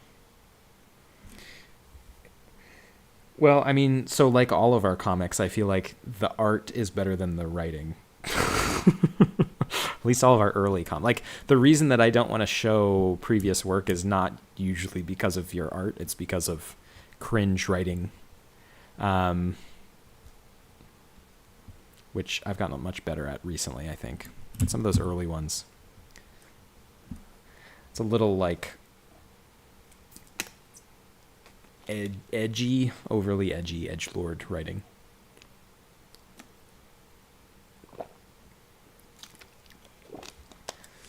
What are some ways I can incorporate horror elements into a comic story? I think that... So there's a style of horror that it's called giallo, and it's like Italian expressionist horror. The most famous example is a movie called Suspiria, and it's so much more expressive than I think we're used to as like Western modern horror fans. Like, go back and watch like Suspiria or any other giallo movies from like the 60s and 70s in Italy, and there'll be like some crazy death scene that's just suddenly like a pink gel, you know, lighting the whole scene with like green backgrounds. It's like crazy color and crazy contrast, and like they're not afraid to just suddenly like cut to a very surrealist shot that doesn't actually narratively make sense, but is just all about somebody's reaction or all about like a splatter of blood going on the wall. And it is like they'll break the rules of reality just to get something really expressive. And I think watching those kinds of horror movies, like, it feels kind of like you're watching a comic book. So if you kind of like open up your horizons to like more expressive horror, I think you can start to realize that they're imitating comic books, and you can start to imitate that back into your stories as you make comics. It's pretty fun. Suspiria has like a huge influence on me personally. I gotta turn off this layer for a sec.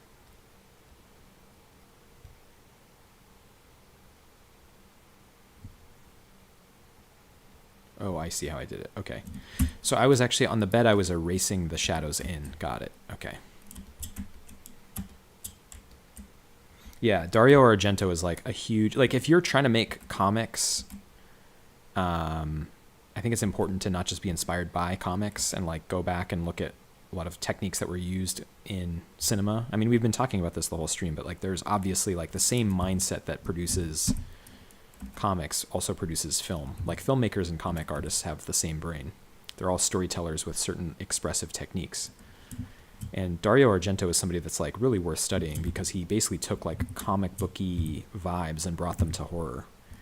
And once you see what he was able to do, and still he adds a lot of color and expressiveness and stuff, but his stuff is still horrifying. You know what I mean? Like, and once you realize that's possible, it really opens up your mind of what you can do. I think people are afraid of going really colorful or really like surrealist and over the top and artful in a horror comic, because they think it's going to like dampen the horror and the scariness of it. But when you watch like a Dario Argento movie, I think you start to understand that that can enhance it. You know what I mean? It's also worth like looking at like some Japanese horror, like, or just like Japanese cinema in general. Like, there's a movie called House. It's a Japanese film that's very similar to like an Argento vibe. That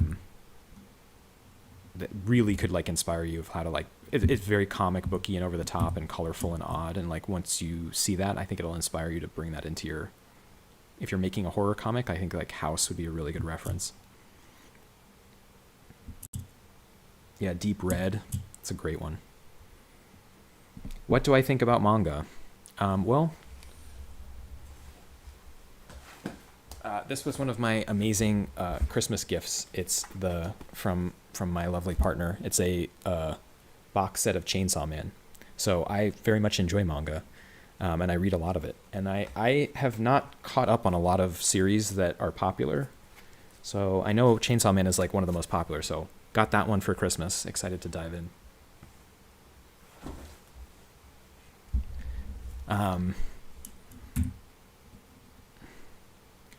Oh, and the Dungeon Meshi anime started, I heard. I was talking about that last stream. I was talking about how my favorite manga is Dungeon Meshi, or Delicious in Dungeon.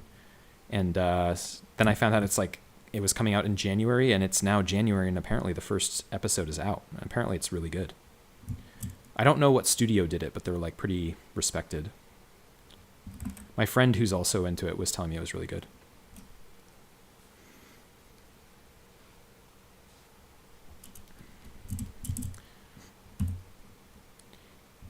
Chainsaw Man is actually a really good example of, I think horror is in general is best when it's not pure horror. Like I was trying to catch up on horror movies over the break, and I watched a bunch of horror movies that came out in the last year or two. Like I was looking up lists of like best horror movies, and I watched the new Saw, and it was like kind of suffering from being like all they wanted to do was just be a pure horror movie. Like they didn't bring any other vibes or influences or genres into it. I feel like Chainsaw Man is a really good example of like it's pretty horrific and there's a lot of horror elements in it, but it's also kind of like it's also got a lot of elements of just like a shonen manga. I really respect that they just like they weren't afraid to play with style. And I think that that's one thing that manga is doing really well right now that a lot of Western comic creators could learn from is like people are very open to like playing with style and like marrying styles. I think Chainsaw Man does a really good job of that from what I've seen, at least. I've only read like I've got that whole box set, but I've only read the first volume. Yeah, you made it to a live stream. Welcome. Yeah, it's like body horror. It's like a Cronenberg. Chainsaw Man is like a Cronenberg body horror film, but marketed to like teenage boys in Shonen Jump. You know what I mean? Like, I don't know if it's actually published in Shonen Jump originally, but it captures that audience, which I think is like super fun. I think it's cool that they're like able to marry that and it all works. I think playing with tone is a really amazing skill. Like if you can start to play with tone and like make a story that has elements of multiple genres, like that's when you really stand out. I think one of the biggest problems that I see, quite frankly, is people who start their own indie comic like are very like genre obedient.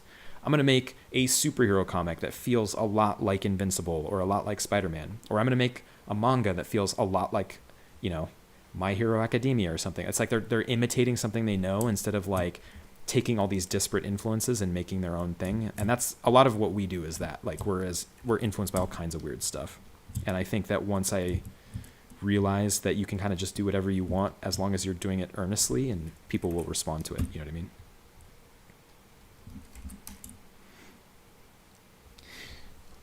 Yeah, Nice House on the Lake. I don't know. I mean, I guess he set out to make, who is that? James, I don't know how to say his name. Tynion. He's very much out to make a horror story. And like, that really works, I think, in some ways, but I kind of wish that sometimes I wish people would play with the genres more. There's one comic I really, really want to read that I don't remember what it's called, but it's like about a serial killer, but it's told from the perspective of like a bunch of dogs. Does anybody know what I'm talking about? It's like I don't know if it's like the dogs of the victims that he keeps or if it's like his dogs that live in his house where he kills people, but it's like these cute dogs that like realize, I don't know, I haven't read it, but apparently it sounds amazing. Like it sounds really clever, like a really fun way to tell a horror story through the perspective of like these dogs that are like being cared for and living in this house where people are being murdered. That feels to me like once I heard that premise, I was like, I'm in. I just have to make the time to read it.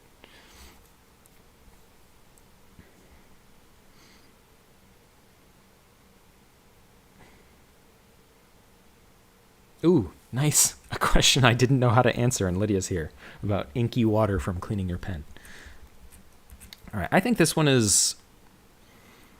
I think this one's good. I think I could do more on this, but I kind of want to show just to close the loop on this one. Well, let me just like work on the shading on the bed a little bit more. But I want to finish this panel off by flipping it to the halftone and actually showing some of the techniques I use to get it to actually look like a classic manga. Because I do it a little differently maybe than some other people do, so it could be kind of fun for people to see. But let's just finish the we'll just finish the shading real quick on the bed, and then I'll flip it.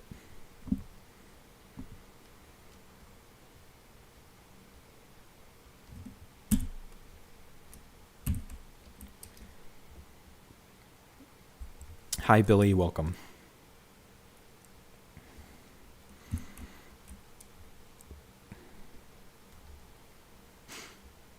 Yeah, what makes a good horror story is how unique it is, not only by how good it's drawn, but also how the story is told. Yeah, you have to. I think there's enough horror now that pretty much every horror story has been told. So you have to kind of find like a hook to make your horror, like you have to find a hook to make your story a little bit more unique, because a lot of demonic possession movies and stories and comics have been released, right? Like if you come out with like an Exorcist ripoff, it's just going to be an Exorcist ripoff unless you have some way to make it more your own, like a framing device or a storytelling device. And I just watched Talk to Me, which is like the most unique, cool like twist on a demonic possession movie. I mean, it's all the tropes of an Exorcist movie, but like completely framed through like teenage partying culture, and it was like so well done. And I feel like we're kind of trying to do that with this comic. Like this comic is essentially The Shining, but it's got a very different like framing device and technique,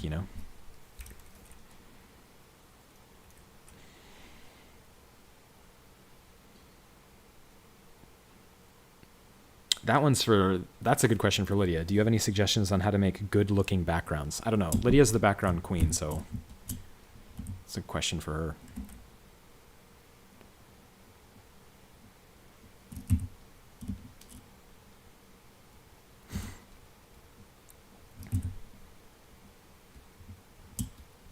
I don't know what I'm doing, man. All right, it's fine.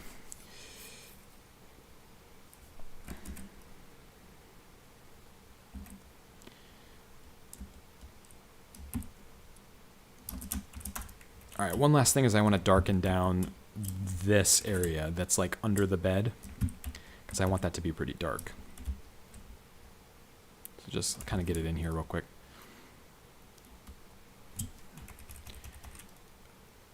And then maybe we'll darken down the platform that the bed is on.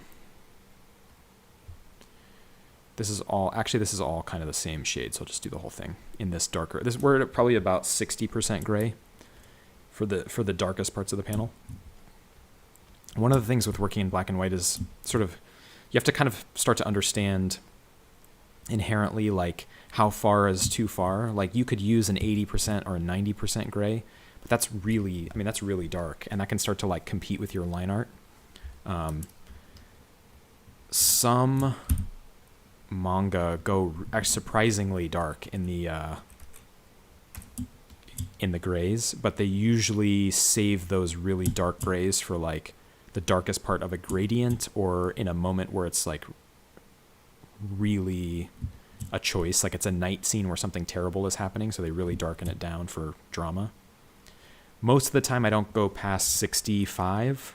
I think the darkest part of this panel is 65. It's like over here on the far left. So that's just something to keep in mind, is don't get too muddy. Don't push the grays too far. Even 65 is really pushing it, to be honest.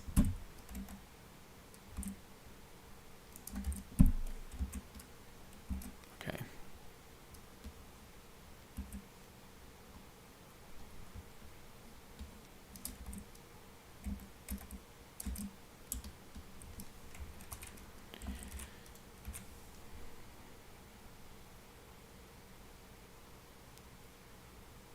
All right, whatever. It's fine. So, okay, so now we've kind of got this whole thing mapped out in grays. And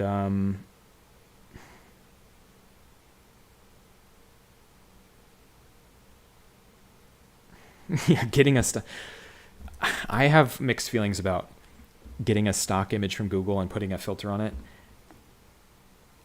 I feel like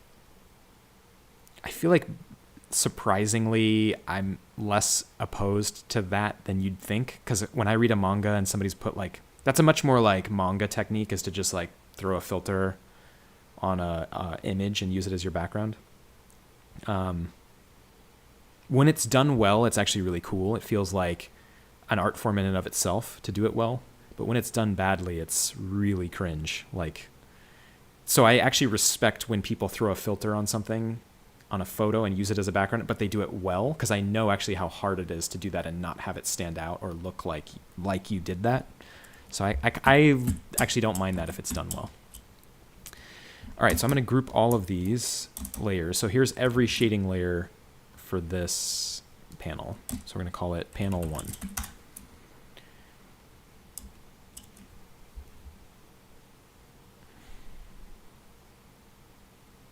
So I have a choice to make. So I could flip the whole panel to be the same dot size, dot pattern, everything. So if you look at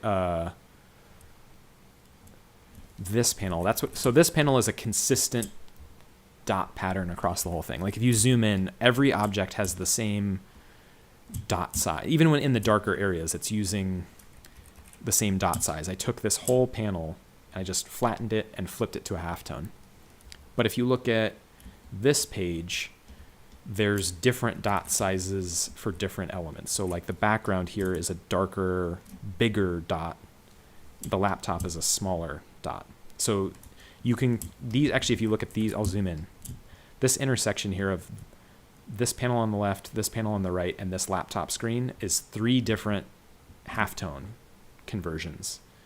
And utilizing the contrast between both gray tone and dot size is a really interesting tool that can give you like some interesting results. So the question is, do I want to flip this whole panel using just all one dot size? And I kind of feel like we could try it, because it's one singular composition. There's nothing that I really need to have. The thing that I need to stand out is the no and her. And those are sort of standing out just because they're both white. So let's just, I think the contrast is already happening and we don't need to play with dot size too much. So I'm going to merge. So, okay, so I'm taking this, I don't want to lose my original layers. I don't want to get too in the weeds on Photoshop, because I don't want people to think you have to have Photoshop to do this. You can do this in any program. But in Photoshop, you do Alt-Command-E, and you get a merged copy of your layers without losing them. So I still have these working files underneath. So so I now have this all on one layer. So I'm going to make it a smart object.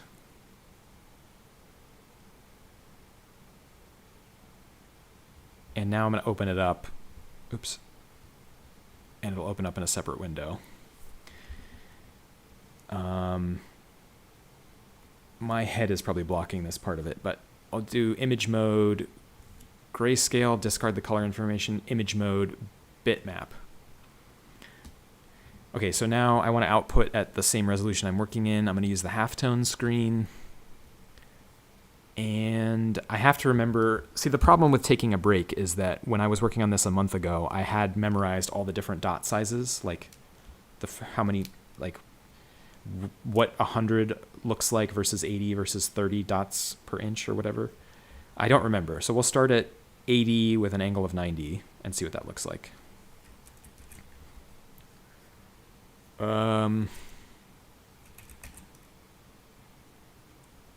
We might want more detail. So let me undo that.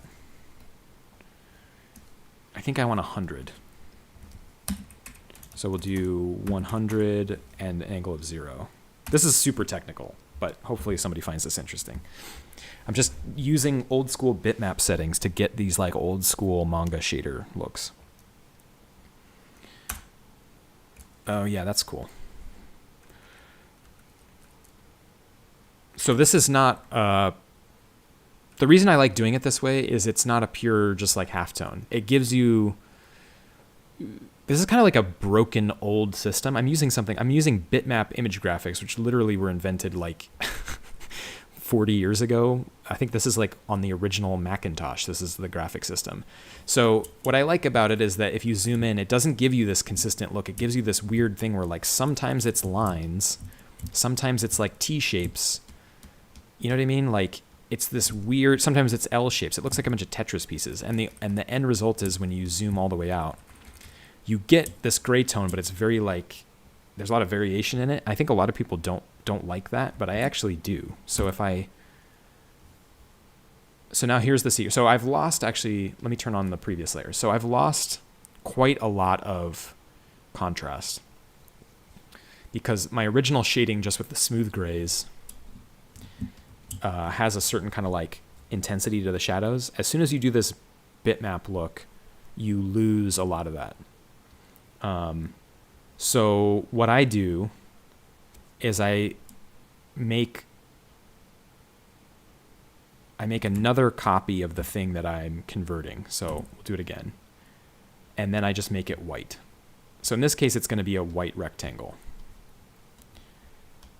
And then I turn the halftone to multiply.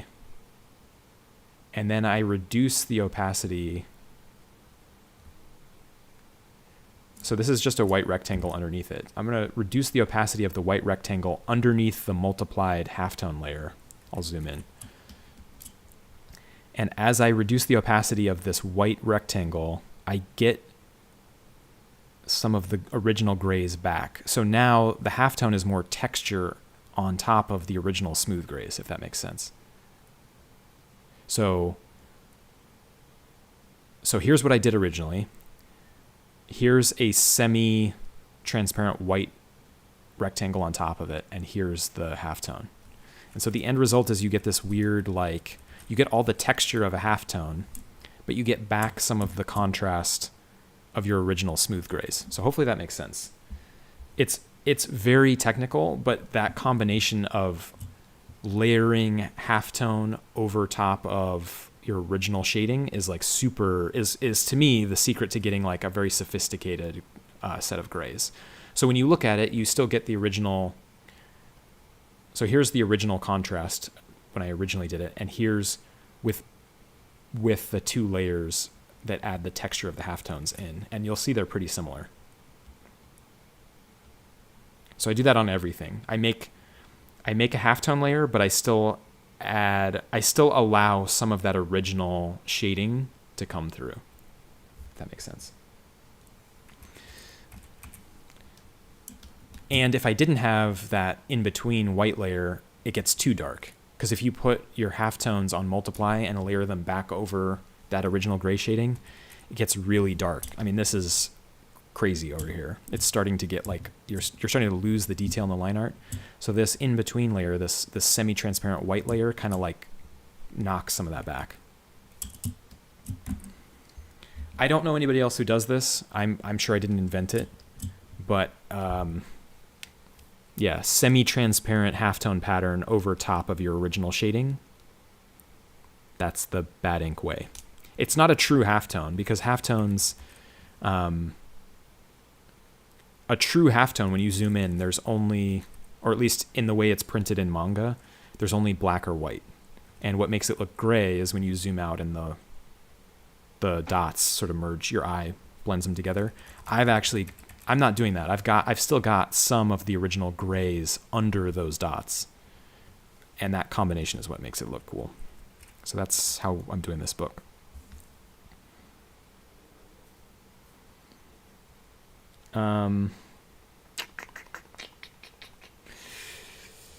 Oh, thank you. Being good at, look, I'm good at many things, but being good at tonal overlays is definitely my proudest moment. It's actually, part of it is because I started my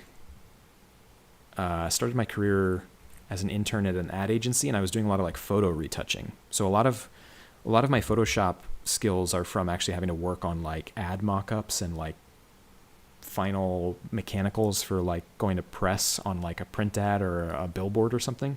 So a lot of like photo manipulation, and like when you're working with photos for a client for advertising, you have to be like much more subtle. You're looking at models' skin tones, stuff like that. So having a deft touch on layering and texturing is like something that photographic work gave me when I'm working on comics. And that's why I still use Photoshop, because all the things that I know how to do I pretty much learned at an ad agency working on retouching. So there you go. Pretty cool, man. So here, I always like to show when we finish a panel where we started. So this is where we started at the session today. Wow, we did a lot. So that's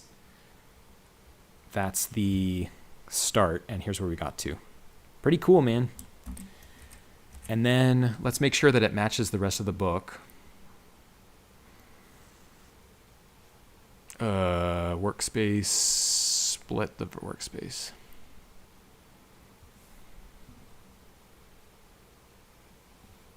So I work split screen a lot.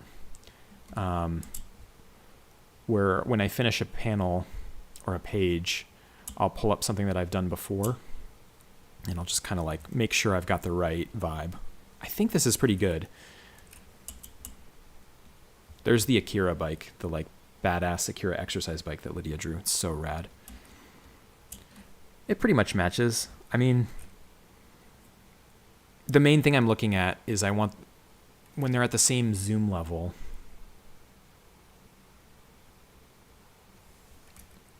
I want to make sure that the dots are roughly the same size, because that's what kind of gives it a consistency across the look.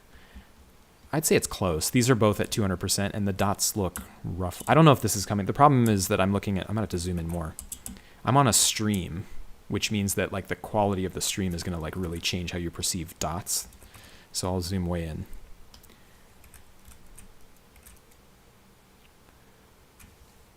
Okay, so these are both zoomed in at 600. It's about the same. It's close enough. I can tell there's so much hard work you put into this comic. Yeah, it's a little nuts. I'm very proud of what we do, but it's also like, what are we even doing? Cool, man. All right, so we've got a little bit of time. I'm trying to think of what else we can do.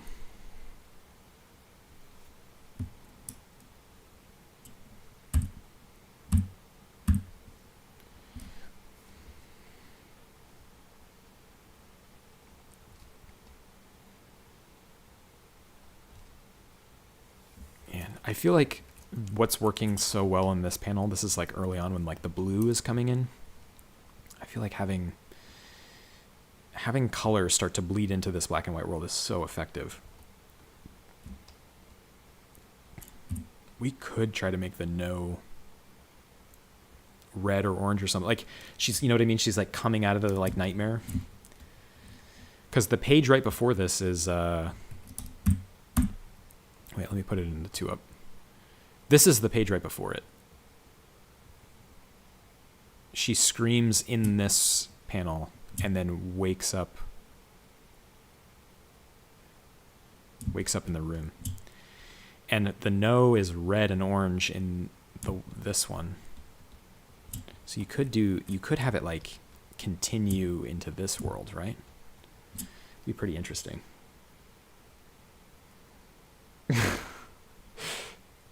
Lydia, are you apologizing because of how much detail I have to color? No, that's fine. It's so much more fun. I think it would be like really sad if you didn't put detail into the panels and I had to like go live and color like just like blocked out basic shapes, and I'm like, here's a crazy technique to add dimension, you know, like I don't have to do that. I'm not like lying. I get to like, I have like I think what you do is you give me like a level of detail that allows me to like show off a lot of different techniques, and it makes the content like way better. I'm not like just making up a bunch of stuff. All right, I don't know if we're going to keep it, but I kind of feel like this whole comic is about jumping between black and white and color worlds, and it would be really cool if some of the color was bleeding into this panel. So I'm going to directly sample the colors that I used on this no, and we're just going to try it. I don't know if this is going to work. I may abandon this, but I think it's really cool to show an example of how we're combining color in black and white. I don't think a lot of people are doing this in comics right now. I'm sure people are, but it's not something that I'm seeing enough of. I think it's a really fun technique to like blend black and white and color.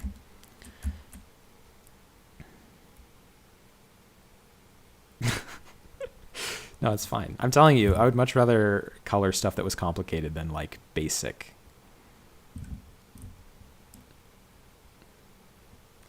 All right, so we're going to call this layer red no. Oh, it's pretty cool, man. But that red doesn't work. It's too dark. Here's a little secret. So there's a difference between color, like red versus orange versus green, and value. So like you can use two colors that are different, and they can still have a similar color value, and they can still start to blend together. So this red is maybe not enough value difference from the gray that's behind it. Like it should stand out more because it's red, but it's a certain color value that might be too similar to that value of gray. And the way to check it is to use an adjustment layer. So I'm going to do a saturation layer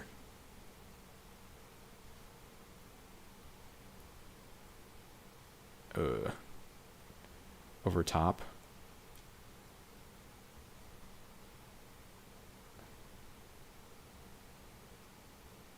And just do this. It's like pretty similar.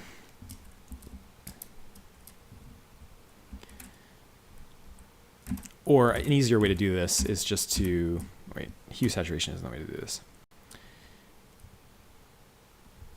Way to do this is to use, is to just flip the whole image to black and white for a second.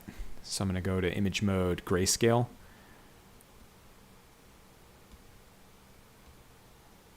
This is just temporary. Yeah, okay.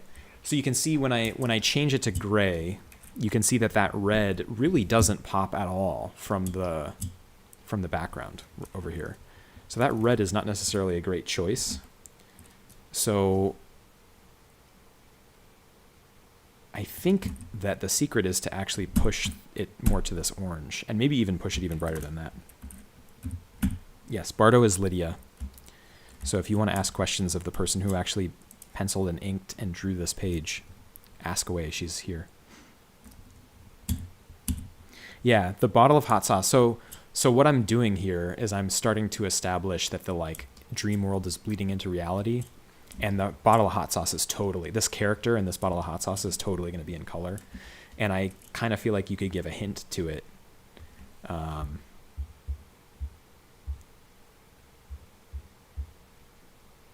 With this no. But the way to do it might be a really subtle thing where it's like this isn't full color. It's like the hint of color. Like I think you want to save your color moment fully for the hot sauce bottle, but I think the no can like have a little bit of color like bleeding into the world for a second. I'm gonna grab a yellow and do some like highlighting on the no. See how it looks. We'll use this one.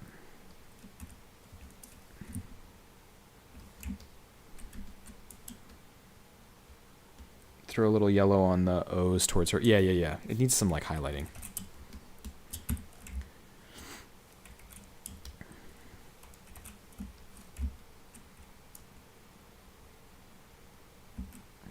I mean, this is kind of interesting. It's almost like this is that surrealist shading where the O's are being, like the O's are obviously not in the scene. Like it's lettering coming out of her mouth. but they're obeying that one light source rule of the big bay window on the right. So it's kind of fun. We do a lot of stuff like that where like a little bit of surrealism where the lighting is affecting things on the page that aren't actually there, but the lighting overall is all technically correct.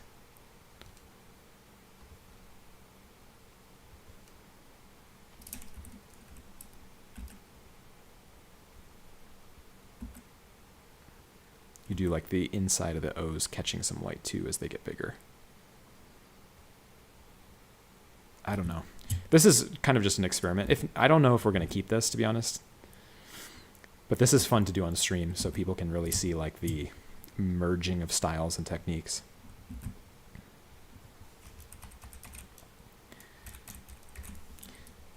I don't know. I'm struggling to do this live because I feel very much like I feel a lot of pressure of the scrutiny of people watching. I'll do the best I can. But if I take this offline and really mess with it for like 20 minutes and zone out and do it, it might work. I'm just trying to follow some of the I'm trying to give it some texture by following some of these lines that Lydia drew in.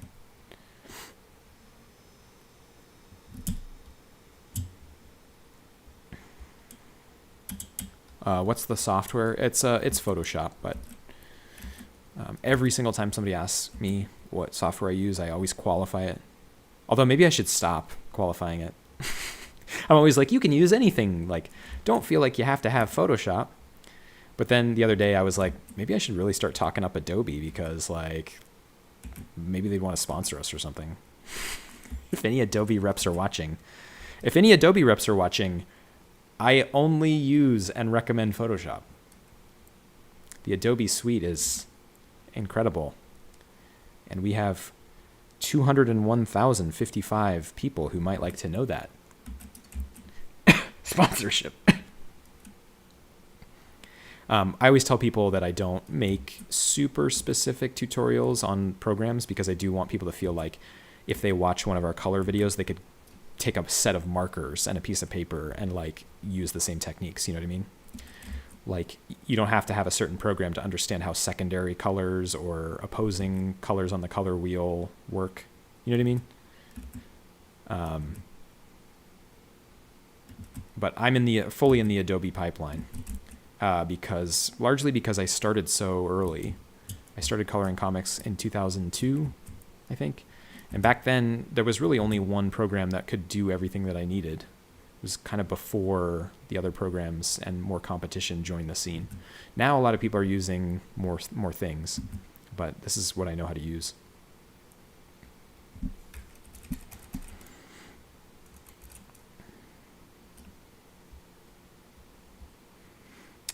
Don't worry about messing up on stream. Yeah, I know. I get nervous, man. Like, it's hard to stream. It's hard to explain what you're doing while doing it, while a lot of, like, coloring is taking risks and sort of, like, feeling it out and trusting the process. And you don't always know what's going to work. And sometimes you'll go down a path and it's really wrong. But you need to do it to kind of, like, figure out what you're actually doing. You know what I mean? So, yeah.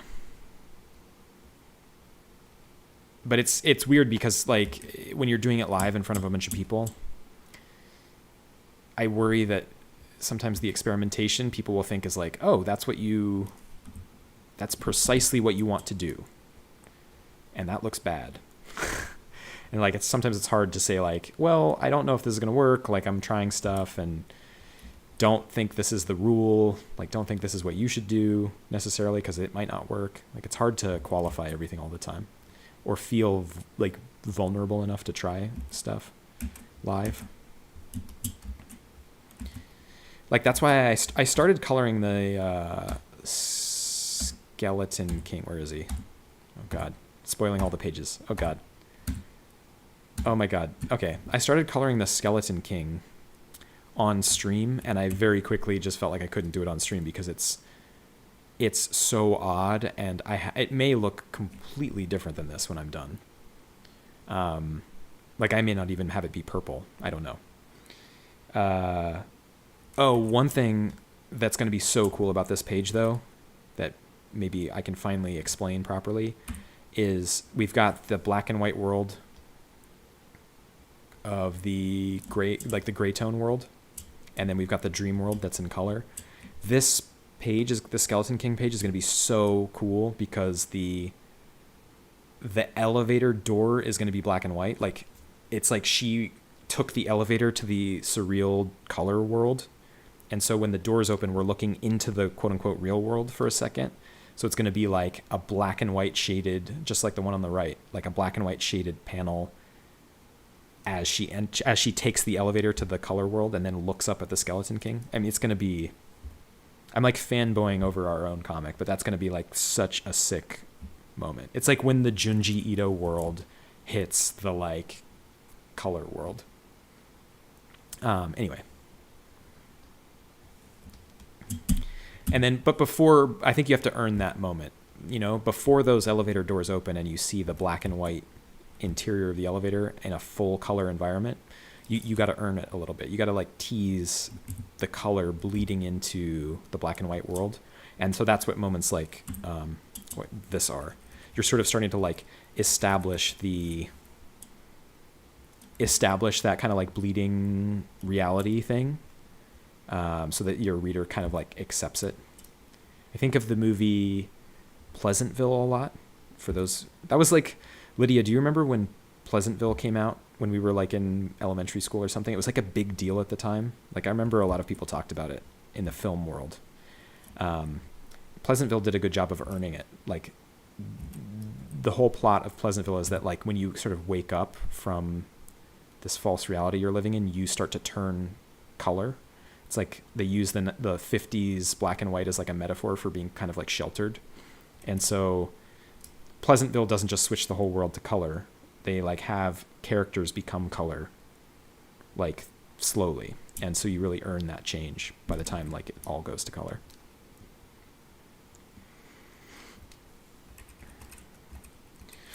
Yay, somebody else besides me has seen Pleasantville. It's like not really a movie people talk about as much anymore. It's like,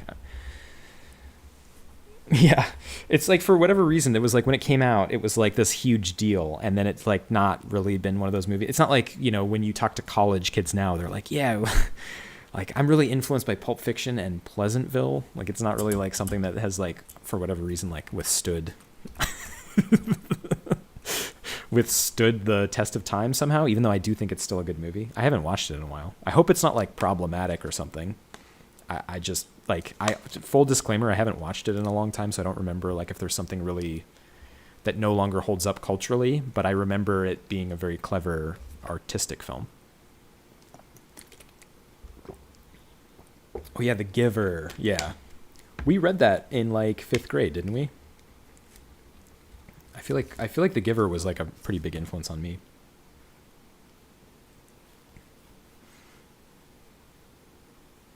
I've never watched any adaptation of it. I've only read The Giver. Surprisingly effective considering that it's prose about color. Well, that's why it works, because you don't fully understand what's happening when they talk about color, and then only later do you, because they're describing it in words. It's really cool. Spoiler alert for The Giver. I don't know, this is kind of working. I mean, it's interesting. It's very, very striking to have color lettering on a black and white panel. But I don't know, man. It's almost like too much. Like we kind of have, like I said, you kind of have to earn it. Like maybe it's more subtle or something. Like what happens if I just flip through some blending modes?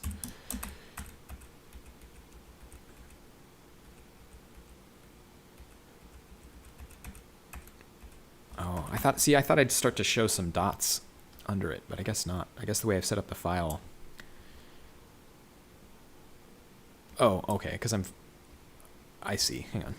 I was doing it on the wrong layer. So if I flip through some blending modes on the base layer of the red, I should be able to start to show some dots through it, right? Or no? I guess not. Oh, that was kind of interesting. See how it's like a lot brighter?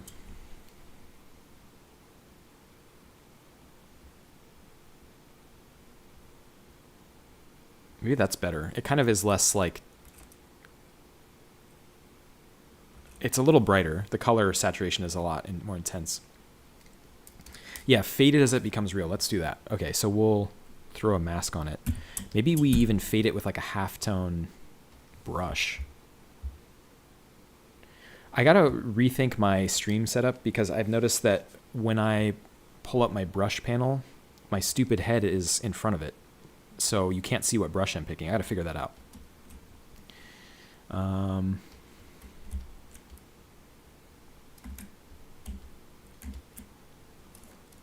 I don't know how big I gotta just make a new placeholder layer to figure out how big the dots are. Oh, this is the wrong brush. Okay, that's pretty big. So these halftone brushes have like a default dot size when you draw with them. That probably looks like a nightmare on stream, wait, because it's like buffering. Halftones don't play really well with streaming because it like, the compression of a stream makes it harder to see the dots. But I'll put it on white so you can see. So there's the default dot size, but I don't like that. So I'm going to go to my brush settings and I'm going to change it to like, I think it needs to be smaller. I'll change it to like 35. Okay. So now we can like fade. Oh, I don't know, man. It's a little weird. Maybe a halftone was a mistake. Like, I like the idea of it, but I think it needs to be more subtle than that. So instead of doing it as a pure mask, I'll actually do it as like a color on top so we can adjust it. So really dark, sorry, really opaque near her, really opaque white near her. So I'm really pressing hard on that brush and I'm going to kind of like let up the pressure as I go up here.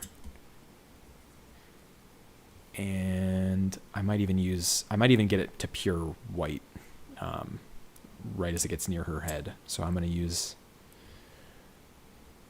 an even more intense brush to do that.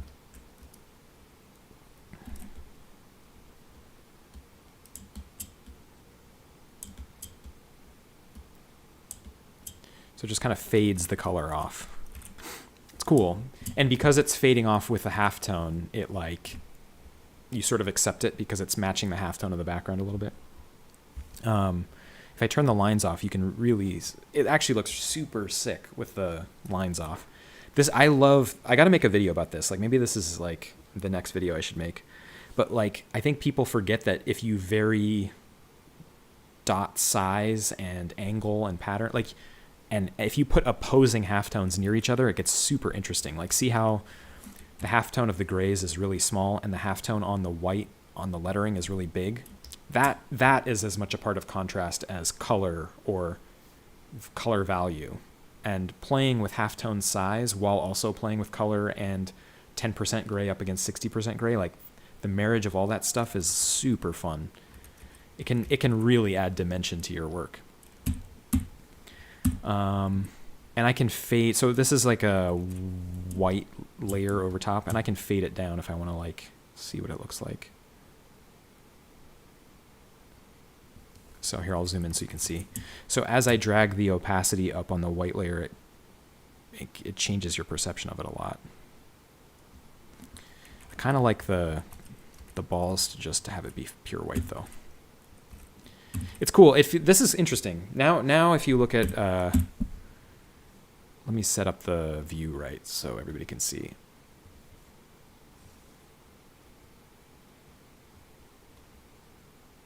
So these two pages go back to back. So this is how you'd actually see it in the comic. This is why I use the vertical split view a lot too, is I genuinely want to like simulate the page turn or seeing how pages actually are going to appear in print next to each other. So I can really understand, like, make sure that the impact of stuff is carrying from page to page. So you would finish out page 9 as a reader on this bottom right here. Sorry, it's bottom right on the page, but in my view, it's on the left here. And then over on the right is the top of the next page. Sort of, I mean, it's kind of an interesting effect. It definitely carries you from one world to another.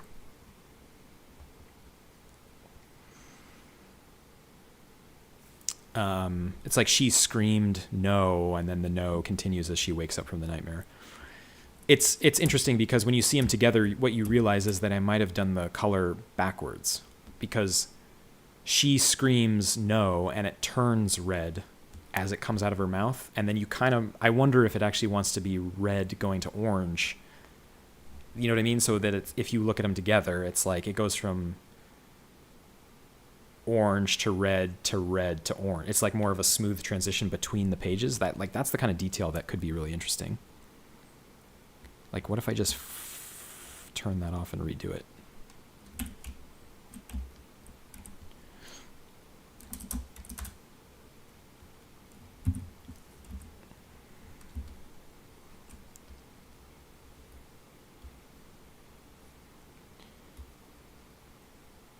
Oh, wait, I've still got a halftone brush on. Oh, I actually don't hate that, though. I'm accidentally using a halftone brush, but it's giving me, like, super cool. Now it's, like, allowing me to see some red dots through the orange dots. It's not bad.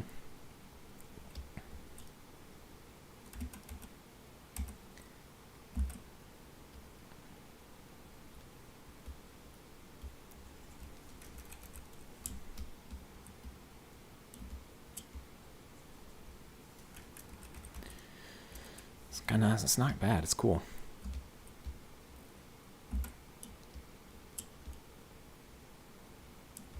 I don't know. I don't know how much red to show, but I think it makes more sense to have it go orange to red to orange.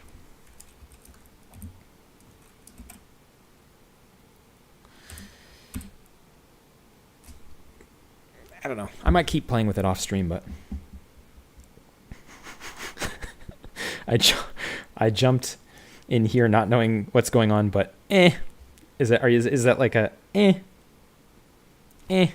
not impressed. I've seen better. I've seen better indie comics about hot sauce chili mascots that attack someone in a black and white manga world.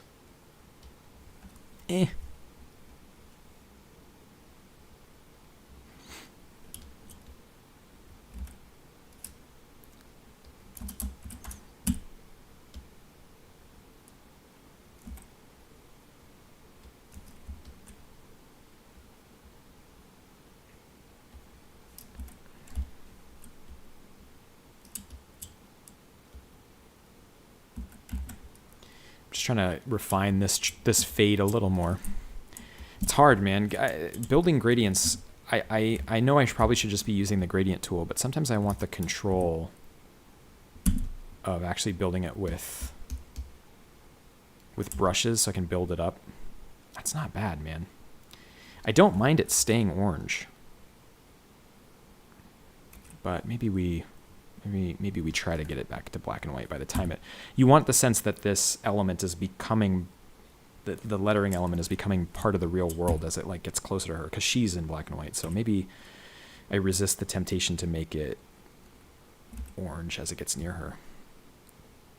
And even just that is nice. It like turns back to black and white right as it gets near her. So it's like re-entering reality. I like that a lot, actually. That's probably how I would do it.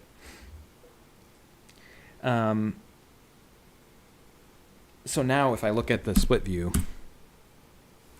it's pretty sick. She's like, now completely, it's like this smooth thing that goes like, I don't know how the pages are going to work. I hope these are opposing pages on a spread and not a page turn, because I have spent so much time making them seamless that it would be a shame for you not to be able to see them together.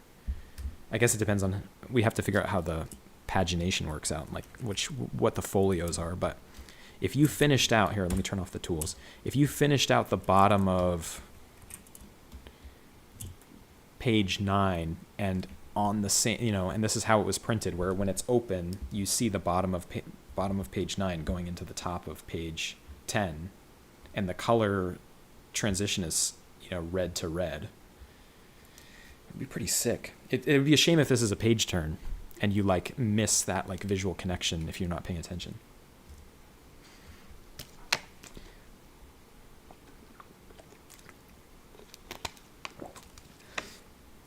All right. Well, I was planning on streaming until 6 o'clock, so, but I feel like we got a lot done, actually. Like, I really wanted to do a stream. I'm glad we did this, because I really wanted to do a stream where I showed like black and white manga style. And then the bonus was doing this like color element, which I might keep. I actually like it. I think it's going to work a lot better because, again, this hot sauce bottle, this character over here on the left is going to be like invading her reality, and that will be a color element. So this no will really feel like it's cohesive when other elements are using the same color palette. But yeah, I don't know. 2-hour stream, got one really good panel knocked out. I think that's it. I apologize. I always want to go live longer, but you know, I'm not a professional streamer. I can't sit here all day, and I would like to spend 8 or 10 hours coloring. I could probably get a lot done if I just sat here all day streaming. But unfortunately I have, you know, life things. I have to walk my dog and cook dinner and all that stuff. So, what I'll do is I'll try to stream again. So I might save the rest of this page to do on stream. So I don't go away and do this secretly and you don't get to see the progress. I might make this page the stream page, and we'll just, every time I go live in the next like week or two, we'll work on this one so everybody can see it develop in real time. I think that would be fun. But I'll close you out by playing some music. I'll play something from the Bad Ink soundtrack, which all of our comics have soundtracks that accompany them. We do electronic music, like synth-wavy, dungeon synth-wavy kind of music that goes with the comic. So if you're like reading, you can listen at the same time. So I'll close you out with the Interdimensional 3 soundtrack. But yeah, thanks everybody for watching. It was really fun to have Lydia in chat. Thank you, Lydia, for joining and answering questions. We should do this again. That was really fun. I know it's like way more valuable for people who are looking for like inking advice. Than having me like, you know, try to remember what I did 20 years ago when I was inking. Okay, in honor of, we were shading the hotel panel of her waking up in her hotel room. I'll do the song I wrote called Hotel of Dreams. That's like the theme song for the hotel. And with that, thank you everybody for watching. I appreciate you all. 200,000 people subscribe to us, which is amazing. So thank you everybody for your support. It's incredible and very overwhelming, and still processing what this all means. So thank you for watching, and I'll see you in the next one. And stay bad. Bye, everybody. Enjoy the sounds of the Interdimensional soundtrack.